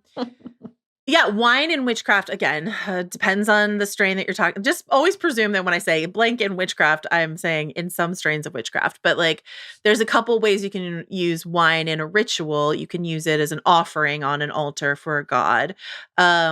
Or there's this like stage, if you go through the stages of a ritual, there's like, you know, gathering, there's like getting in formation, there's calling down the gods, all this sort of stuff like that. And then there's a stage that is, sounds great to me. Cakes and ale and wine. Cakes, wine, chanting, dancing, games. I'm in. This stage, I was talking to my best friend Diana, who wrote, again, The Witching Year, about this idea of like red wine as part of the ritual. And she was saying it's a moment of bonding. It's a moment to bring yourself back to your body. And it all sounds like it then turns into Catholic sort of like take communion, but like you drink the wine, you eat the cake to feel like your carnal self again and to bond with the witches around you. And so I like this idea, you know, as we watch this coven try to coalesce of this sort of like, you know, take of the wine and make a bond, you know, and as it manifests inside of this genre, shall we take the girl talk to the couch? You know what I mean? Exactly. Like, they go right to like, let's have a chat. Yeah. Which I love thematically in terms of what you're citing, though I will be honest, in the flow of the episode with the clock ticking, I'm like, we're being I think just a cavalier. Honestly, I was irate throughout at how cavalier they were being with the countdown. Yeah. That it takes like 15 minutes for them to be like, hey, Jen, you make potions. Start the potion. Yeah. What? This is like Andy Reid-esque clock management here. And that's like another football reference for you. Thank you. Yeah. Once they start like with the visions and the physical symptoms and stuff like that, I can kind of excuse it. But before that, what are we doing here? Yeah, when you're like so overcome you can't handle the dropper. Yeah. Okay, but here it's like, do we have time? I'm sorry, we don't have time for this. A chat? Did Kella Brimper have time for a speech? And do we have time for chats on the couch? But Mallory, the elves have to remember that it's not strength. But light. Okay. Wonderful stuff. Wonderful stuff. Joanna. Yeah. Whether we have time for it or not, we do go to the couch to chat. And we get a little exchange between Teen and Alice. Here's a quick solve for this. Yeah. The clock starts after like the symptoms present or something like that. You know what I mean? Like. Yeah. Yeah. The clock is longer than 30 minutes, and thus we don't have to question the sound minds of all the characters who think I'll just tell you something about me. As soon as the ticking clock starts on doesn't me, matter it doesn't how long matter it how is. long. We're just going to get it done early is what we're going to do. I'm like, point me towards the Vaseline. You need some petroleum jelly? I got you. Oh, man. I can't believe she said It's just petroleum. a fancy phrase for honey. I can't believe she said petroleum products, and the first thing they did was look for gasoline. I was like, if you say petroleum products, I'm bringing you Vaseline. That's what we're doing here. So We got there. We had to just establish maybe that there was a garage. You know, you're always wondering with a property like this, how much of the square footage is going to, like, you know, I don't know. Yeah. I liked to know that there was a garage. It was empty. Teen wants to talk about Alice's tattoo. She's not very interested in chatting and then quickly is. And we learned some interesting stuff here. That symbol, Teen says, wards off curses, right? She, meaning Lorna, Alice's mother, made me get it. Because she said all the women in our family were cursed. She wasn't well. How old were you? 13, maybe. A lot happened to me at 13, too. Okay, so this curse, this is at the center of the hallucination that we see with Alice's mom, Lorna, this preoccupation, this obsession about the family being doomed, and that it goes, as we glean in the hallucination, seemingly woman to woman, generation to generation in their family. We already noted this, like, what happened to Teen at 13? Well, the events of WandaVision happened at 13. Where did she get this tattoo, though? She says Colorado, Red Rocks. And in the comics, New Salem, which is connected to Agatha, and then Nicholas Scratch is in Colorado. So that's an interesting thing for us to hold on to as we consider maybe what connections there are between these characters, between the magical beings, which is sorcerers in the story. That Alice is one of the Salem 7 who has sort of insinuated herself into this quest. Interesting. That would be a tough beat if your protection witch ended up being the one pursuing you. Brutal. Tough. Brutal. I don't know. Interesting. Just a question I'm asking. Just asking questions here.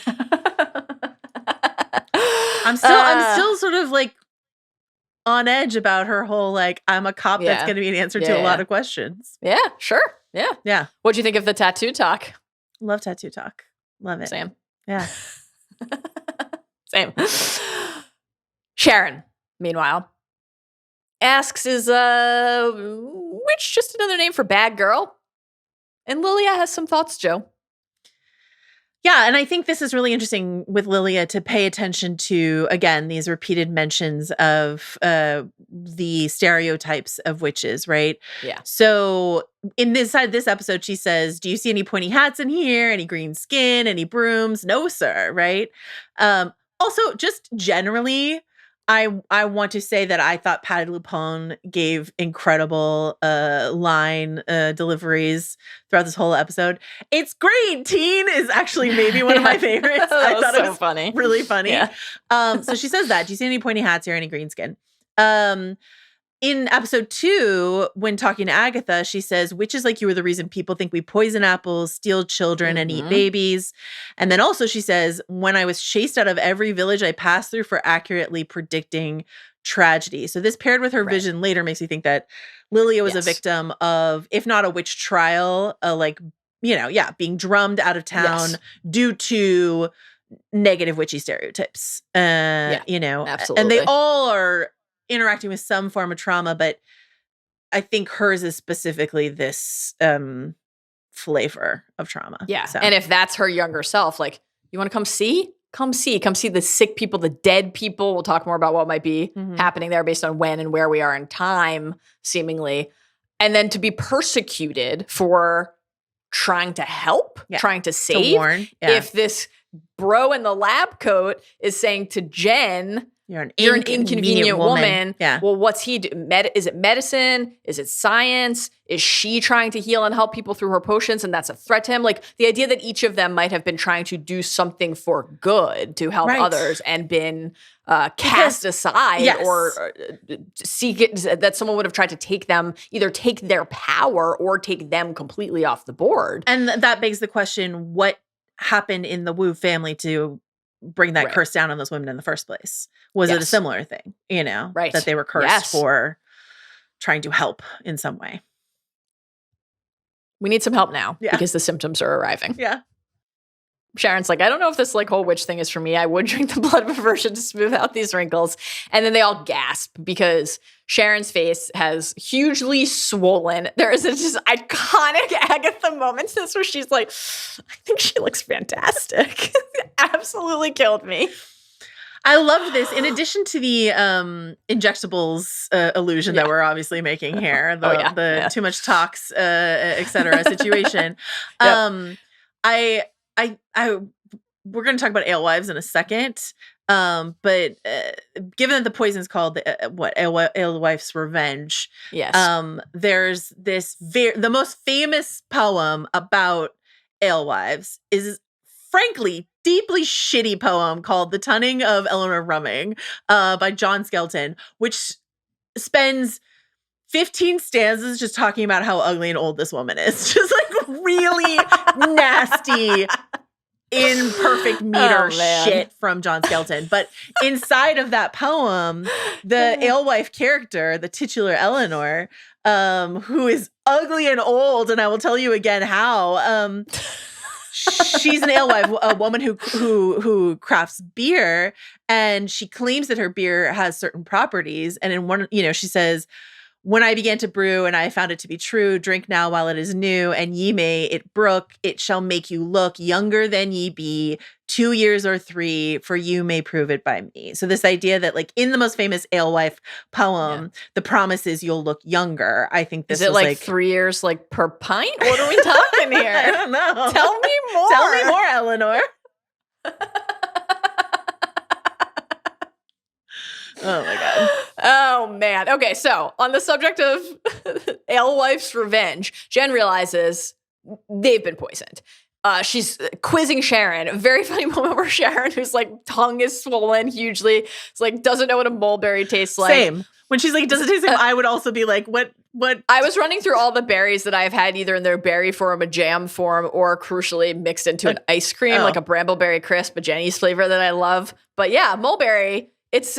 I've had mulberry. I've had mulberry wine, but interesting. Yeah, I think I've had it in a pie, but you wouldn't do that. Of course, you don't believe in hot fruit and pie. As a religion, no. Tragically.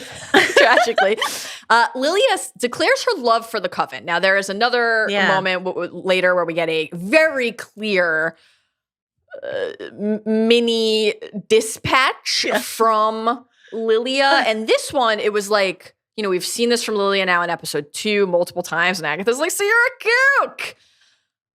It's very clear later when she says the thing she says while she and Agatha are on the petroleum hunt.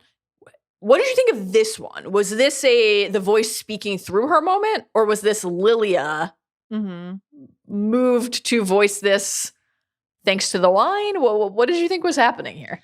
It felt like, it didn't seem quite the same as sort of the like, it didn't seem like she was in a trance, but it felt ensorcelled in some way, you know?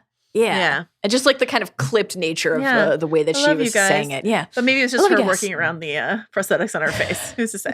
Patty. Maybe. She's like, honestly, I love this. The speed with which Sharon's face returns to normal allows Jen to deduce this is Alewife's Revenge. For me, this is what I refer to as my hangovers. Joanna, you have a little more information to share with the group. Friend of the pod, Kristen Russo, who co-hosts the Buffering the Vampire Slayer podcast, was like, she was texting me. She's like, oh, I can't believe they said alewife. And I was like, oh yeah, me too. What? Tell me more. And then she sent me this article from Autostraddle that's titled Alewives, the women who crafted beer and split hell wide open by Heather Hogan. Wow. And it's a great read.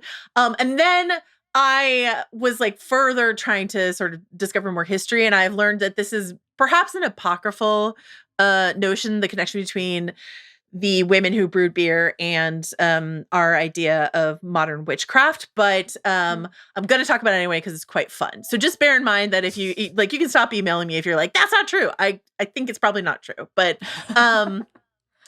I just want to read some quotes from this article, which I thought was amazing. Quote, the place where alewives actually reign ubiquitous is hell. alewives grinning and riding piggyback on the shoulders of demons, sloshing their beer on their descent into the eternal abyss. Alewives pushing wheelbarrows full of innocent men into Satan's flames with one hand and pounding a pipe with the other. Alewives tenderly cradling the horned heads of hoofed hellbeasts to their bosoms while their fellow humans burn alive in chains. The only thing more popular than alewives in religious art depicting hell is the devil himself.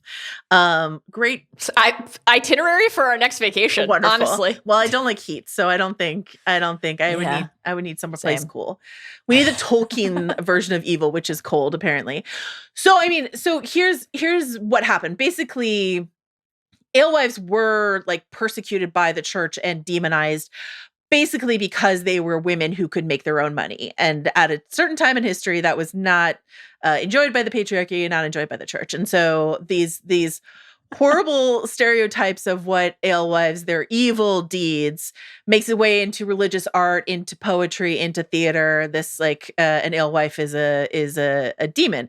But it is interesting that like what is true is that the craft of making beer has always, like since the dawn of time, associated with women in every single mythology, global mythology. The gift of beer to humans, which is like a common thing that crops up in mythology, always comes from a female deity, which I think is fascinating. It's like Hathor. In the Viking societies, only women brewed in Norse society. And there's this hymn to the goddess Ninkasi is the first written ale recipe, which I think is really cool. There's this other idea that like the alewives during the plagues, the various plagues, and we'll talk about the plagues in a second, but like the alewives kept some people in their community alive because in order to make beer, you have to boil water. In order to boil the water, you might boil the plague out of it. And so like beer was like the only safe liquid to drink during some parts of the plague. But here's what the idea that alewife translates into our modern idea of witch. Inside of this article from Heather, quote, she did her brewing in a giant cauldron, boiling water, adding grain, overseeing the fermentation process. To keep the mice away from her stores of grain, she kept plenty of cats around. When she had extra beer to sell, she put a broom out in front of her house to signal the surplus, or when she went to market, where she took the fashion of the day, the hennin, a tall white steeple-shaped hat, and made it black to stand out in the crowd. So that's the idea. But again, I poked into some corners of like more historical data that says like, I don't think actually this is quite the connection. But what is true thematically is this is an industry that women dominated, that men drove them out of and then took over, similar to medicine, like that women were the healers, the herbalists.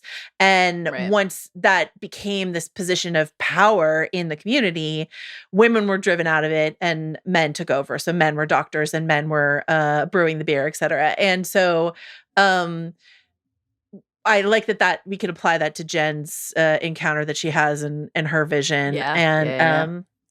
Alewives. Who knew? I didn't until literally yesterday. So, and neither did Teen, right? Because scribble, scribble, scribble, and check right into the notebook. Chekhov's little notebook keeps coming up. Yeah, you know, boy, what's in there? We love a notebook What's in there? and a Marvel show. Yeah. Still waiting. TVA. Alewife Corner. Who knew we were going there today? My goodness. What a treat. You did because I texted you that I would like to talk about alewives for a minute, but other than that. I'm going to enjoy a nice pint tonight and treat myself. To a sour? You've inspired me. Okay. Yeah, I think so. I don't know what I have here. A lot of wine. Maybe I'll drink some wine. Okay. Well, who knows? I'll probably just have another coffee and then fall asleep. That sounds right to me. Speaking of, the other symptoms that Jen lists are dizziness, delirium, loss of motor function, racing heart, hallucination, and death. And honestly, I'm like, sounds like Thursday. For real. What you need to know is that when Mallory gets on a Zoom call, she'll be like, I'm exhausted. I have a splitting headache. I have complained to you and Van multiple times about a racing heart that I probably should go to a doctor to have looked at. Now my mom's going to email you about that too if she hears this. Would that I could get you to the doctor, I would. So yeah. One day, one thing at a time. eye doctor first. Then She dentist? says, she squints at her Google Doc. Eye doctor, dentist, then GP? Just build up to Yeah. it? Okay. Yeah, I think that sounds right. Okay. Yeah, sure. Great. Why not? Why the fuck not? So this is what Agatha just is like, fuck this. I'm going to try to break free. And I think he uses what appeared to be like a giant candlestick A holder. decorative candlestick holder. Yeah. At first I was like, is this a very robust like pepper grinder? But she gets it from the living room, not the kitchen. They bang in at the window, some cracks, spiderwebbing their way through the glass. This will prove problematic later when they wind up underwater. Yeah. And Teen realizes right around here that Agatha did not drink the wine. You can't cheat death, Agatha, he says. Why? Who says? Lilia chimes in. The road. So this is, again, this idea of like the road holding them in judgment, right? Agatha, that's ridiculous. We don't all have to suffer. Teen didn't drink. And then Jen said, he's not in the coven and he's underage. It's just like effortless, consistent stitching of comedy through these scenes has been just really one of the pleasures, obviously, of the show so far. So here it is, Joe. What does Agatha fear so deeply here, other than the cheapness of the wine, other than the particular vintage on offer, that she is delaying and delaying and delaying, knowing that they're on the clock and that she has no choice? Does she actually think like, hey, I didn't bring a real green witch here. Maybe I can skirt the rules? I think she didn't want to be on the road in the first place. Like that she, if we interpret the ritual correctly, it was a ruse to get the women mad enough to throw power at her that she could absorb and then get her power back. Perhaps. Because I don't know. I don't know how someone who walked the road and who's like, don't stray off the path, that's rule number 1, isn't more of a stickler for whatever the rules are, unless she doesn't really want to be there and really want to, she's like, well, we're all in this house. She tries to leave first. They're all in the house and she's groping around for a doorknob. Yeah. So she's trying to get out of there. So I wonder if she's like, I ditched them at the beach house. Now I can make my way back up like above ground and just, get the hell out of here. So it's interesting to think too, like, what you were saying earlier about this time the road would present her with something distinct, but maybe there are constants, right? Among that like variance. And so who was she on the road with last time? Like, who did she travel with then? Does someone have to die at every trial? Rio and she dances on the sand. Yeah, does someone have to die with every trial? Because spoiler from maybe she's just like, I'm not me, right? But no, not me. Spoiler from the not trailers. Yeah. Rio has a line where she says the bodies are really stacking up. So I feel like it's ominous, folks. Sharon's not going to be our last dead body. So yeah, does someone die in every trial? I think is a question worth asking. Yeah. So yeah. Agatha shatters her glass. She's this hell-bent on avoiding the wine. Great Sharon moment on the upholstery. Alice grabs another glass. It refills. And then this is where Agatha's still refusing until Teen steps forward and says, fine, I'll drink it instead. And she shouts no and reaches out and grabs his arm to stop him from doing it. Jen marks this. Jen, who is on, she traded her baby for the Darkhold watch, marks this. So fascinating moment. What did this ping for you? Do you think there's the possibility that something nefarious is afoot here? And Agatha thinks, like, I got to make sure he stays around long enough for me to find out who he is and what's happening, or I might have some other nefarious, like, ends and means that I need him to be present for. Or did it strike you as it struck me? And I guess these things don't have to be mutually exclusive, honestly. There could be, like, the logical part of Agatha's mind that's playing out the string, and then the more, like, instinctual, reflexive, I lost my son and I have these like life-altering regrets about it, that felt like they were moving her here, right? I don't want something bad to happen to you the way something bad happened to Nikki. Does this mean that she did in fact sacrifice her son? Does this mean that she didn't, but whatever did unfold, her role in it, the guilt has like reshaped her? What did this ping for you? To me, I read it as she thinks he might be Nikki, and just the idea that he might be Nikki, because to go back to that moment when she says, who are you, to him in episode 2, after looking at the lock of hair in the cameo, who are you, and so she's like, maybe this is somehow Nikki, and just the off chance that it is enough for her to be like, don't drink poison. I prefer you not drink poison if you are potentially my son. Right. Yeah. The only thing that's like the only thing that doesn't click into place for me with that is the look on her face, the emotional state that she was instantly transported to when she looked into that bedroom during the premiere. The way that she responds to seeing the bassinet during her hallucination. It's like any Nikki adjacent stimuli has sent her into a completely different state. And so if she's like consciously, logically, rationally thinking, I wonder if you're my son, it just feels like it would be wrecking her. No, I disagree. I mean, I hear what you're saying, but I disagree. I feel like she wouldn't let herself fully believe that, right? It's one of those things where she's just sort of like, possibly you're my kid, but like you can't, there's no way you can be. And so why would I dare to hope that you might be? And sort of keeping that from herself, if that makes sense. That would be how I would interpret it. But yeah, interesting. Okay. Well, Agatha's hallucination with the bassinet is going to have to wait, but Sharon is up first here, ahead of everyone else on the clock. And she starts to speak about Wanda, I'm begging you, let him breathe, please.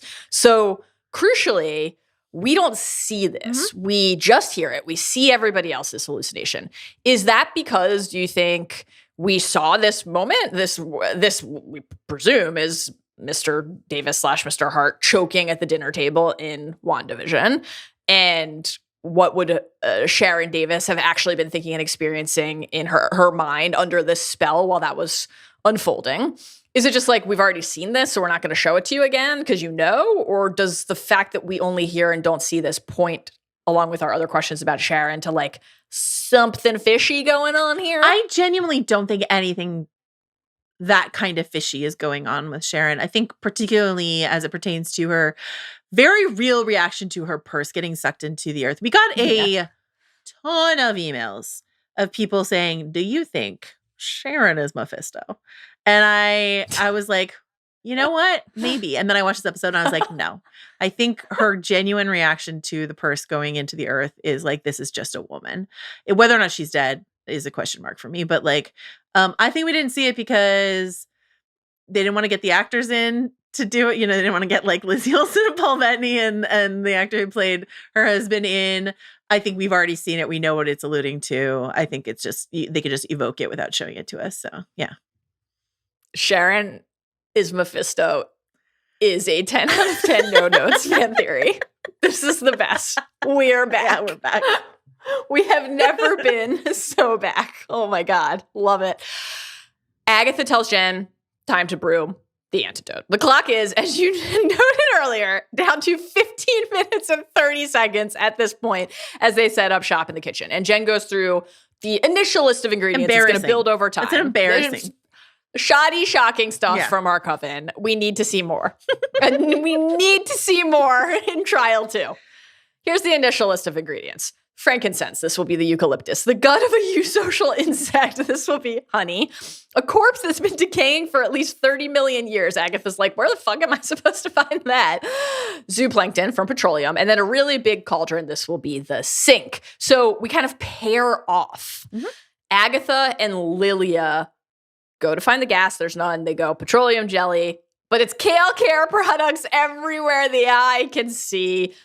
And Agatha is absolutely, despite the clock ticking in their lives being on the line, relishing the fact that she gets to call Jen's bluff on the ingredients in her I love it. Organic product. I love it. And on the other hand, it really bothered me that they just dumped the containers in there without opening them up and pouring the contents in.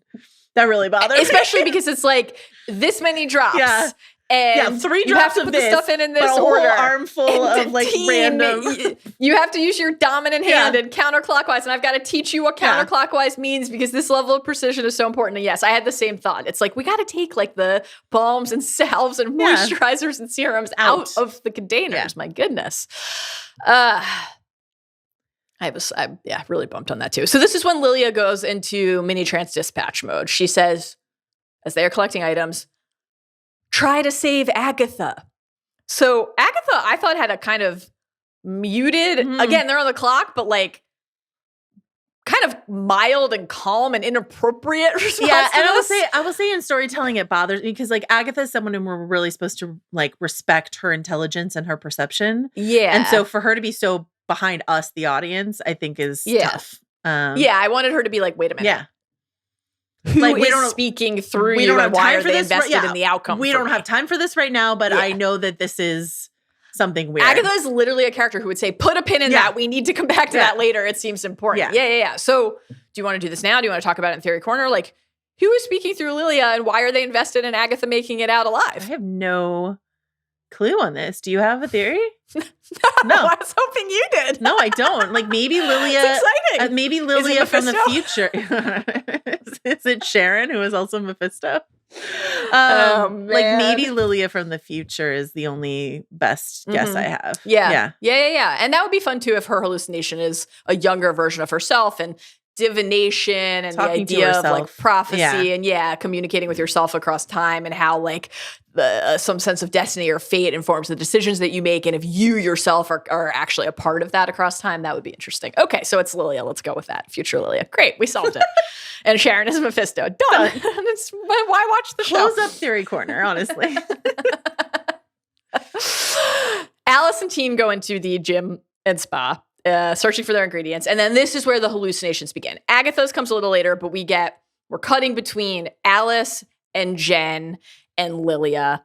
We'll talk about them just one at a time rather than kind of going back and forth. Let's talk about Alice first. Joe, you said this was maybe your favorite part of the episode. Tell us what we see here and tell us why you I thought loved the it. set deck was incredible. I thought the costume and I thought the performance was great. And this was just like a really good, haunting, upsetting. This idea, so like Lorna Wu, rumored to be lost on the road. This idea of a family curse, I heard your grandmother is dead. It's me next. I can't protect you from this.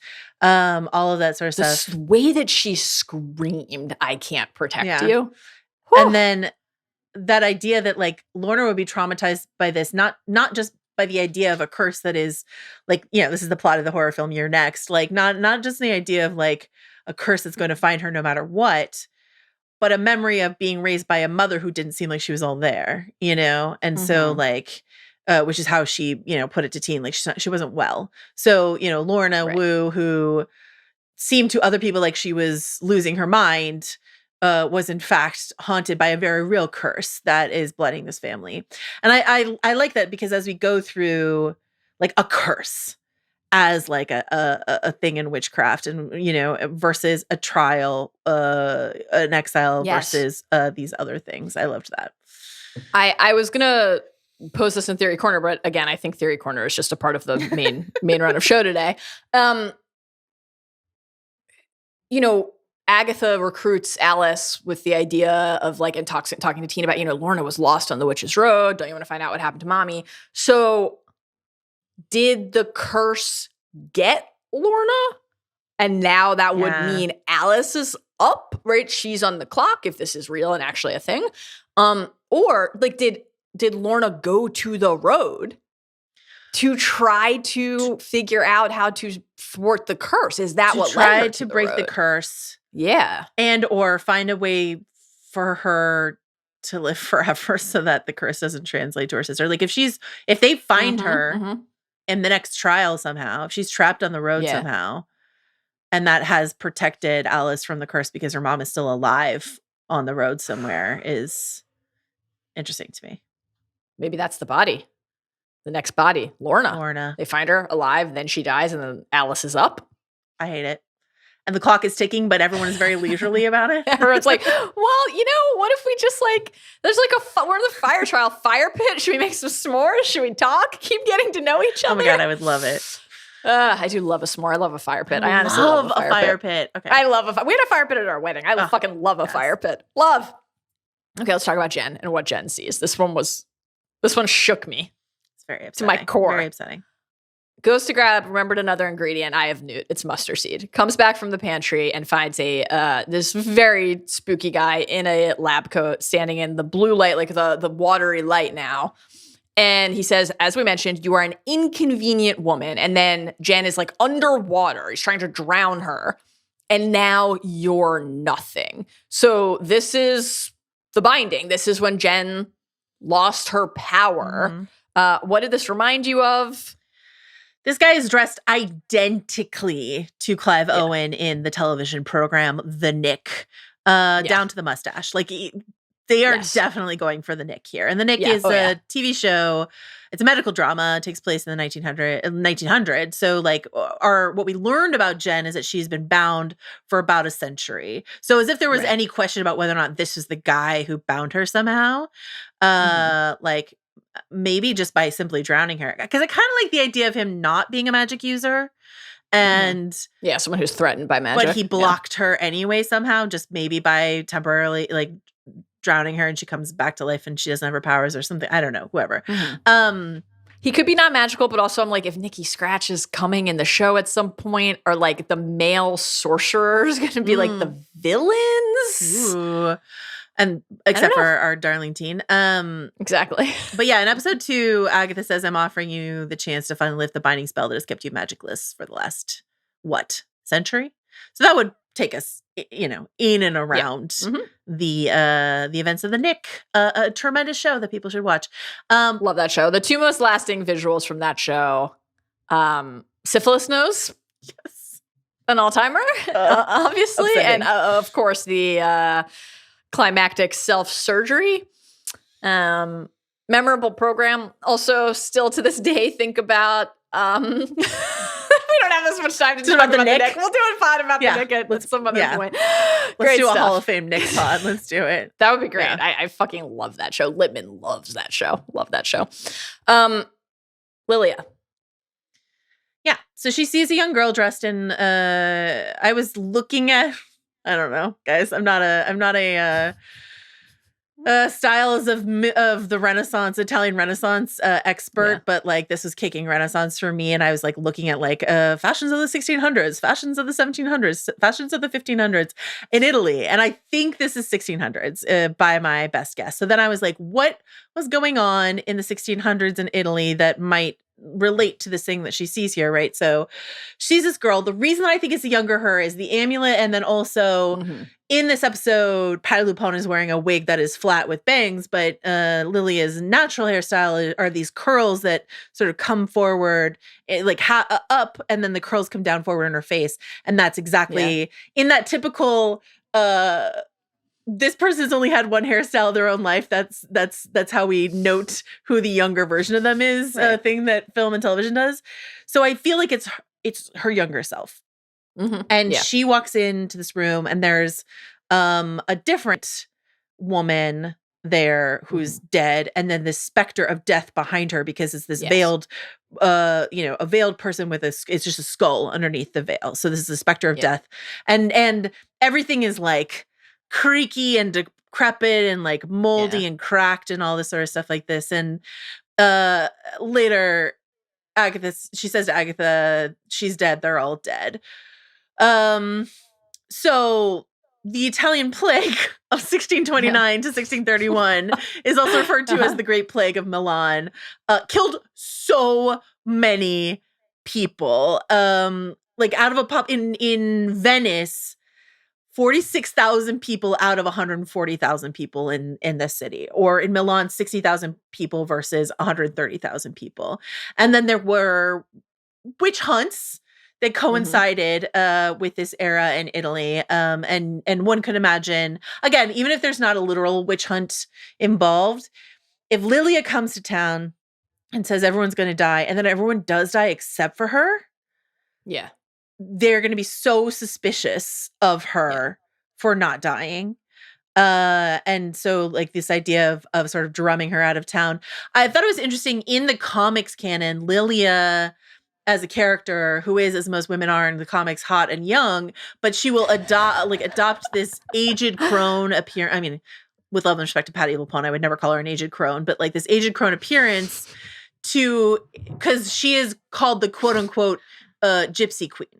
WandaVision got in some trouble. I think in general, Jack Schaefer will probably want to stay away from the word gypsy or Romani or anything like that has plagued the depiction of the Wanda character. So they're like, what if she's just Italian? Let's just make her Italian. But this idea of like being pushed out of your home and wandering and how that connects to the eviction notice that they find on her door, this idea of she's been just forever wandering because, of her power. I love that. I was also thinking about, in terms of Italian and witches, I was thinking about Stregonona.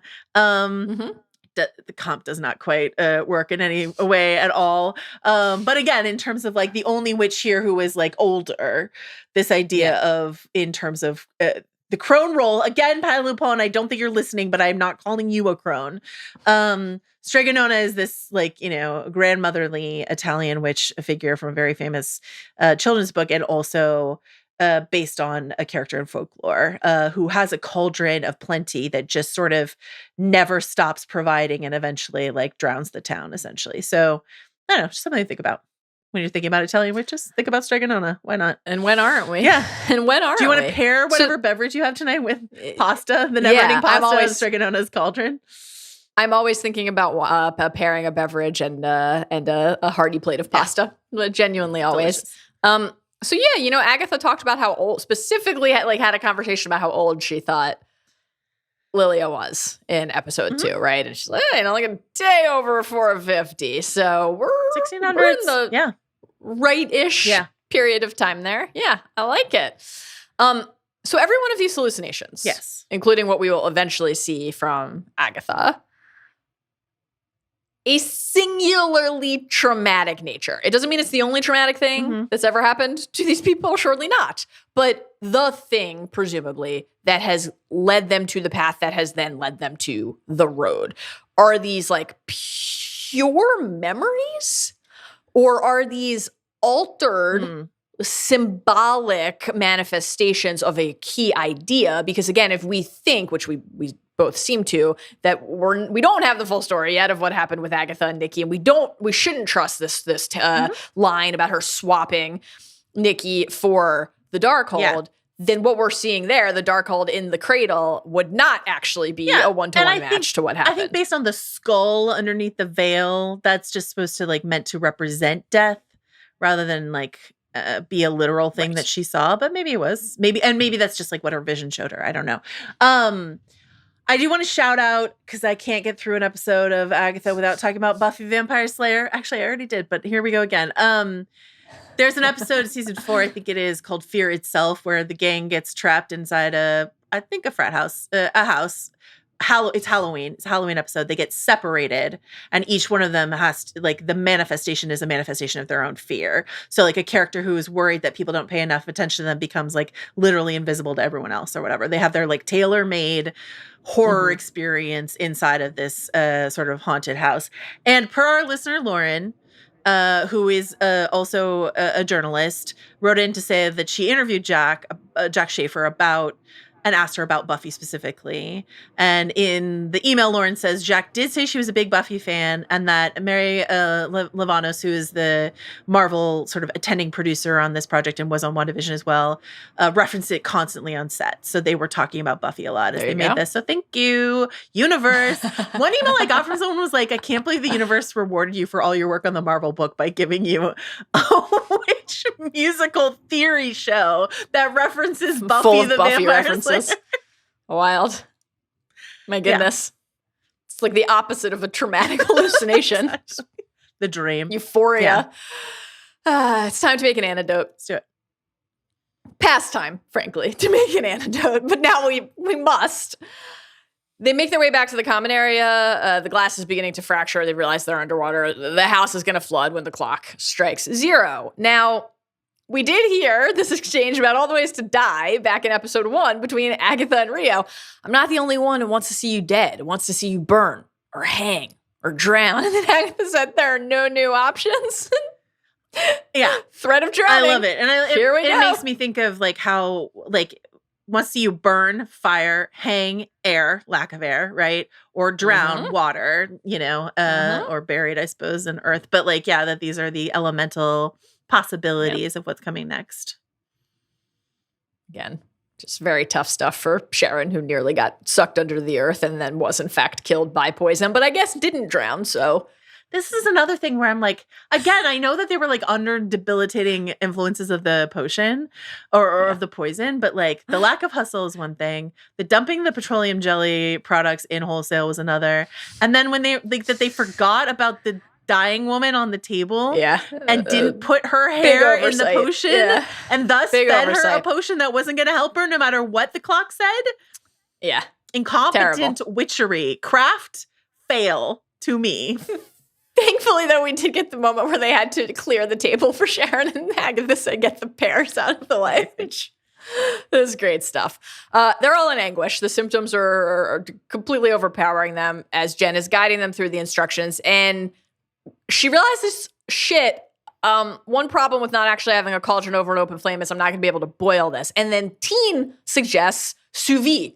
He once again mentions a parent. He's like, my dad loves to sous vide. Agatha has no idea what this is. She says, is that something people know about? Which was so funny. I would like to formally invite Agatha Harkness to watch the next season of Top Chef with us, where somebody always sous vides at a challenge. Always. I love it. Great stuff. I knew about the concept. Great I will stuff. say I knew about the concept of sous vide. I could not have told you what the instrument looks like. So when it was just sort of this thing that they could perch on the edge of the sink, and I'm used to seeing on Top Chef like a plastic basin. yeah. And I can picture the meat in the plastic bags that they seal and put into the water. But I also don't know if I would have recognized the actual thing powering, the engine that is powering the boiling. But Teen found it, and that's all that counts. Right. Jen orders them to each pull out a hair. And this is when Agatha's hallucination hits. Anything else that you want to say about this? Because we've already talked about this a bit as we've gone. Yeah, so the question is, like, if, let's say this did happen, did it happen when Nikki was a baby? Because we have a bassinet here. Yes. But his room in the Mayor episode was definitely not a baby's room. There's like a bed, not a crib, and there's like a plaque that he got for an achievement that presumably a newborn couldn't have managed. There's also, in terms of when did this happen, in the first episode, we had a couple listeners point this out to us, but Ruth Ann sent screen grabs. Thank you, Ruth Ann. In the Mayor section of episode 1, when she's in her office talking to, I believe, the chief, there's a filing cabinet behind her, and there's like a plant and a bunny statue, and then the plant in one shot turns into a photo of a young boy and then turns back into something else. So it's only there for like a flash. And the photo is a sort of like, I don't know, when would you date this? Like a 1910s, 20s, 30s, something like in that area, maybe right around when Jen got bound, of like a black and white profile photo of a young dark-haired boy who's not a baby. So like if Nikki indeed lived, he lived to be at least, let me squint at this, how old are children? I don't know, 10? 9? Yeah. Something like that. Yeah. Yeah. The bunny statue right in front of the picture again, Senor Scratch. Yeah. Is the bunny going to end up being Nikki? I mean, and transforming into Nikki? I don't know why he wouldn't be. But then like, why wouldn't she take him with her? Know that? I don't know. Teen leaving Mr. Scratch just feels so important. Her extreme reaction, as you pointed out, these like extreme reactions he's having. The extreme reaction to walking up to a bassinet, pulling back the blanket, and there's something horrible there. In this case, a book. In the probably most famous version of that, in Rosemary's Baby. Spoiler alert for Rosemary's Baby. Her baby is the Antichrist. It's the devil's baby. And Mia Farrow gives an all-time Mephisto. Mia Farrow gives an all-time like backing up. And so I really feel like Catherine Hahn's like, I'm gonna give you the full Mia Farrow in this moment. I thought it was great. Love it. Yeah, this was great. This was a great scene. This whole stretch was really good because then we get the very amusing discussion of various hues. What exactly is cerulean that we opened green, Teen? The pod with today? Oh, Teen, you tried to convince. No, they know they have to wait for blue, and they did. Jen realizes something's wrong. There's 1 minute left, and she begins to panic because they're not getting the right color here. She's like, I make retinol syrups now. Like, I am no longer equipped to make potions in a time-sensitive manner that can save people's lives. Not imposter syndrome when the clock is ticking. Great news. Agatha Harkness is ready to put on that East Dillon Lions cap. You went with the Lions come in, and not the Panthers. Yeah. They're looking for blue. We're in desperate circumstances here. They are looking Dillon for blue. Panthers. All right, fine. We'll go with Dillon Panthers because you're right. We're not looking for red. Maybe I'll save East. We'll go back to East Dillon for the fire episode. Yeah. We'll find a way. Yeah. Game time, crunch time. We've got a Clear Eyes, Full Hearts pep talk from Agatha Harkness. Steve, can we hear this? There was a time where I would be able to just solve this with a wave of my hand, but now I'm bound. He stole my magic. We're all gonna die here. I do not want to die here. This is not where I die. I have always hated you. If this is a pep talk. But I left you alone because what you were doing was important. Not this kale care crap. The real work. You can be that witch again. They can take your power, Jen. But they can't take your knowledge.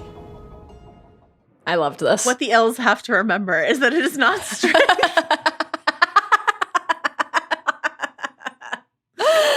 This speech needed to happen. It had to. Because Jen needed to hear this. And I love this. Like, as you noted earlier, Agatha is motivated. Like, they need to beat the clock so that they can live and not be killed by the potion and move forward to the next trial. But like, there is a truth in her words. There is something that we can glimpse that is true about Agatha herself and how she feels about the core of what they do and what they're capable of doing. And then something true about sisterhood, right? Like, she's got a lot of like snark and hand waving about the idea of a coven, but you can feel there that at one point in her life that meant something to her and maybe it could again. Mm-hmm. And that like the work that you do with your hands and with what you know and with what you've worked to learn to like build and make something, that has heft and consequence, and nobody else can take that away from you. And like, it was awesome. I think that the show's ability so far to put Agatha in this spot where she is able to deliver a message like that while still being the asshole who's like, I think she looks fantastic when Sharon's clearly about to die. And then in a mere seconds is like, let's leave Sharon as she is dying, can come through with these words. So thought this was great. Catherine Hahn, wonderful. Can do anything. Truly. They're just missing blood now. Agatha's like, how much from you? What do you need? And, you know, I do feel compelled to note that, like, 30 seconds on the clock. We're really in crunch time here. But she has no compunction at all about taking a giant kitchen knife and slicing open Dean's hand without asking him if it's okay. None. The color settles. They all drink. 1 second to pass the little goblet to Sharon. Again, pour a sip down her throat. An inefficient way to move something across the room. It simply cannot be faster to go past goblet hand by hand than just have one person walk it to Sharon. But as you noted, it wouldn't have mattered because her hair's not. Her hair's not in the potion. The oven opens. We're back to Hansel and Gretel corner here. Great stuff when Lily is like, I am not climbing into an oven. This happened to a friend of mine once. She had a lovely house too, and then she had to, okay, the water bursts in. They have no choice. They have to go through this oven chute. Once again, this is the second portal they've had to go through out of like dire necessity. Yeah. No time to think, just go. Yeah. Yes. Teen has to like compel Agatha to take Sharon with him. He's like, we don't know what, and he just appeals to her self-preservation. He's like, we don't know what'll happen if we leave her. They shoot out back to the road, red vines, and it's like, whew, boy, everyone's safe, not so fast. So many times, and I think it's a real miss that they didn't show us Sharon's dead body just rocketing down this line. We did get that away from her. Just like, why is she so heavy? I was like, what's the order? Okay, let me watch the order that they come down. They cut away from it, and then her body is like buried by them, and I'm like, Disney was just like, we can't show just a Deborah Jo Ruff's dead body just rocketing down a slide, but I would have loved to have seen it. So, you know. We did get to linger on her open, cold, staring dead eyes. So that's a wrap, at least for now, on Sharon Davis. What do you think? Dead for real? No. My idea is... Take us right into Theory Corner with us, maybe.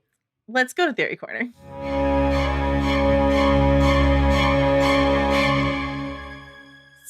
I forget. Psycho music, so scary. Psycho music aside, I feel like if you die on the road, you're gonna wake up in the real world, especially someone like Sharon.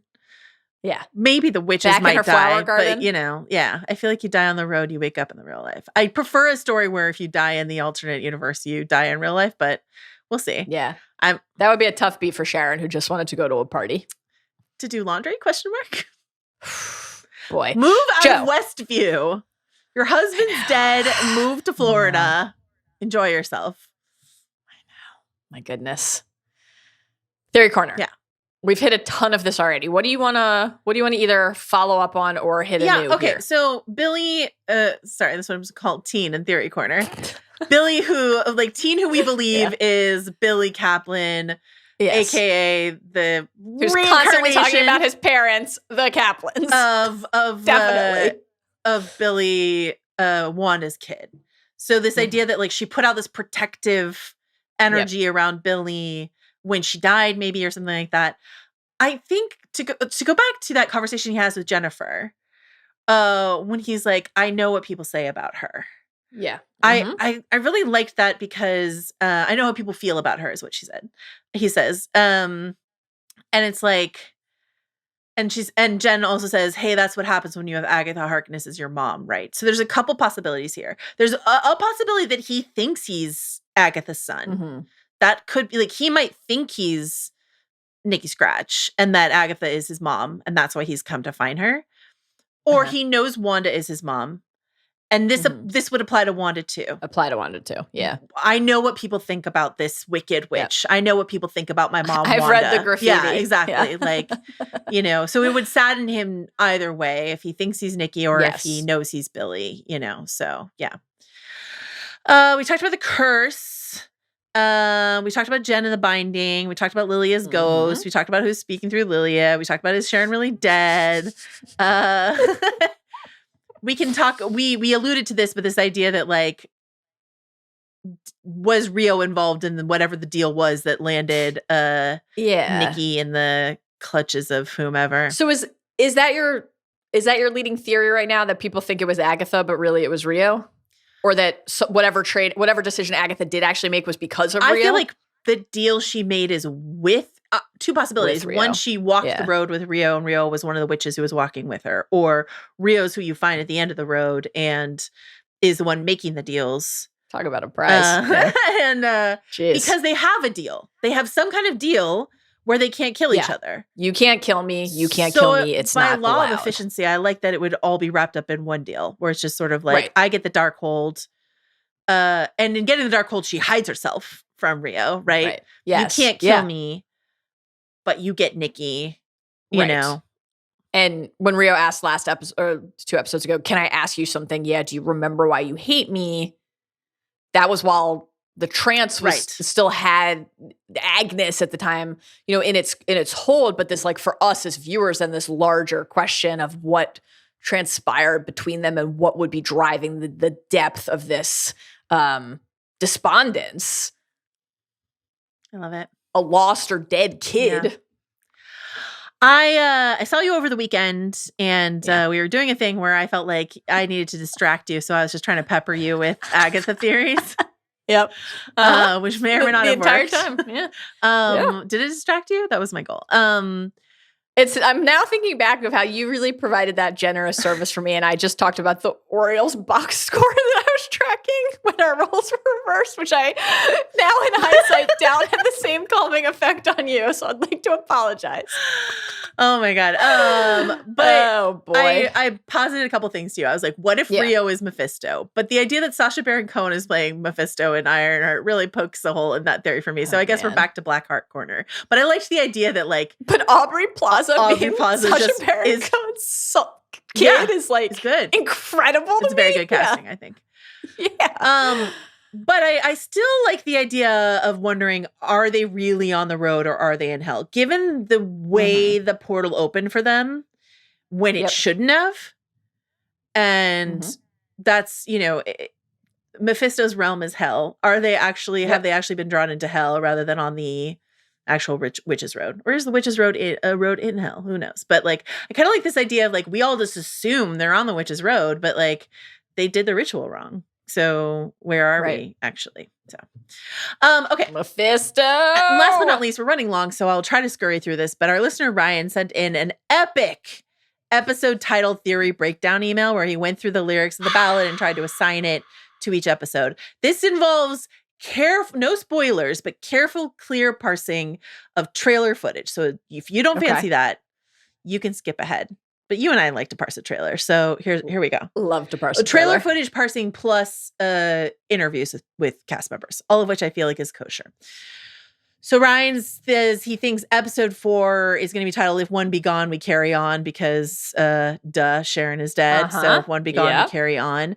And then he said from released pictures, this is the 70s disco episode, and based on the placement of Alice and the images and trailers, this appears to be Alice's trial and the fire trial. We appear to see a waning crescent moon on the door behind her in the official trailer. So, episode 5, Spirit as Our Guide. Joe Luck confirms in interviews that this is the 80s episode. We see them using a Ouija board in the trailer, which is why I picked this lyric. Based on the aesthetic, I have been penciling this one as Rio's trial and the Earth trial. Based on that, I also considered Marching Ever Forward 'neath the wooded shrine.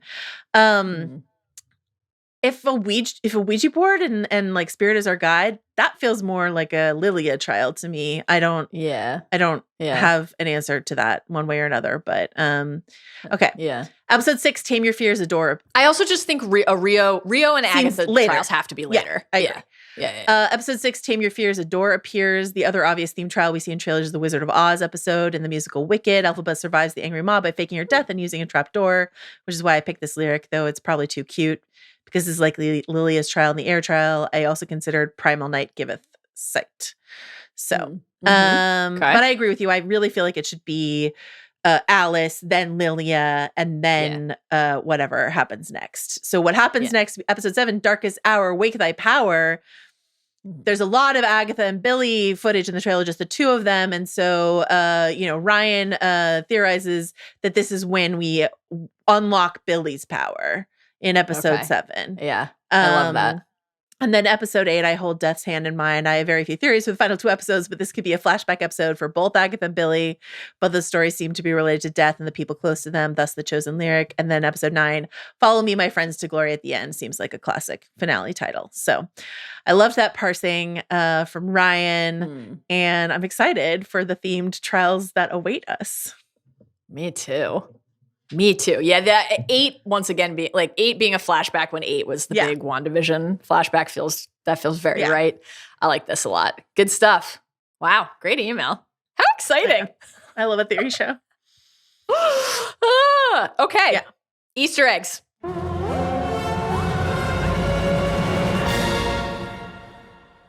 What was your favorite?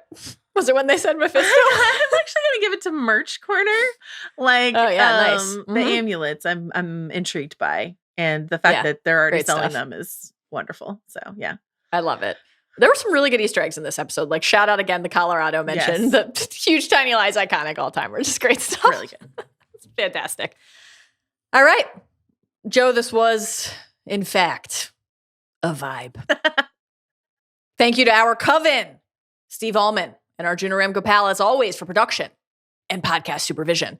Thank you to Jomi Adeniran, as always, for social. And thank you to Stefano Sanchez for video editing and John Richter and T. Cruz for video support. We will see you next week on Thursday for our Rings of Power Season 2 finale.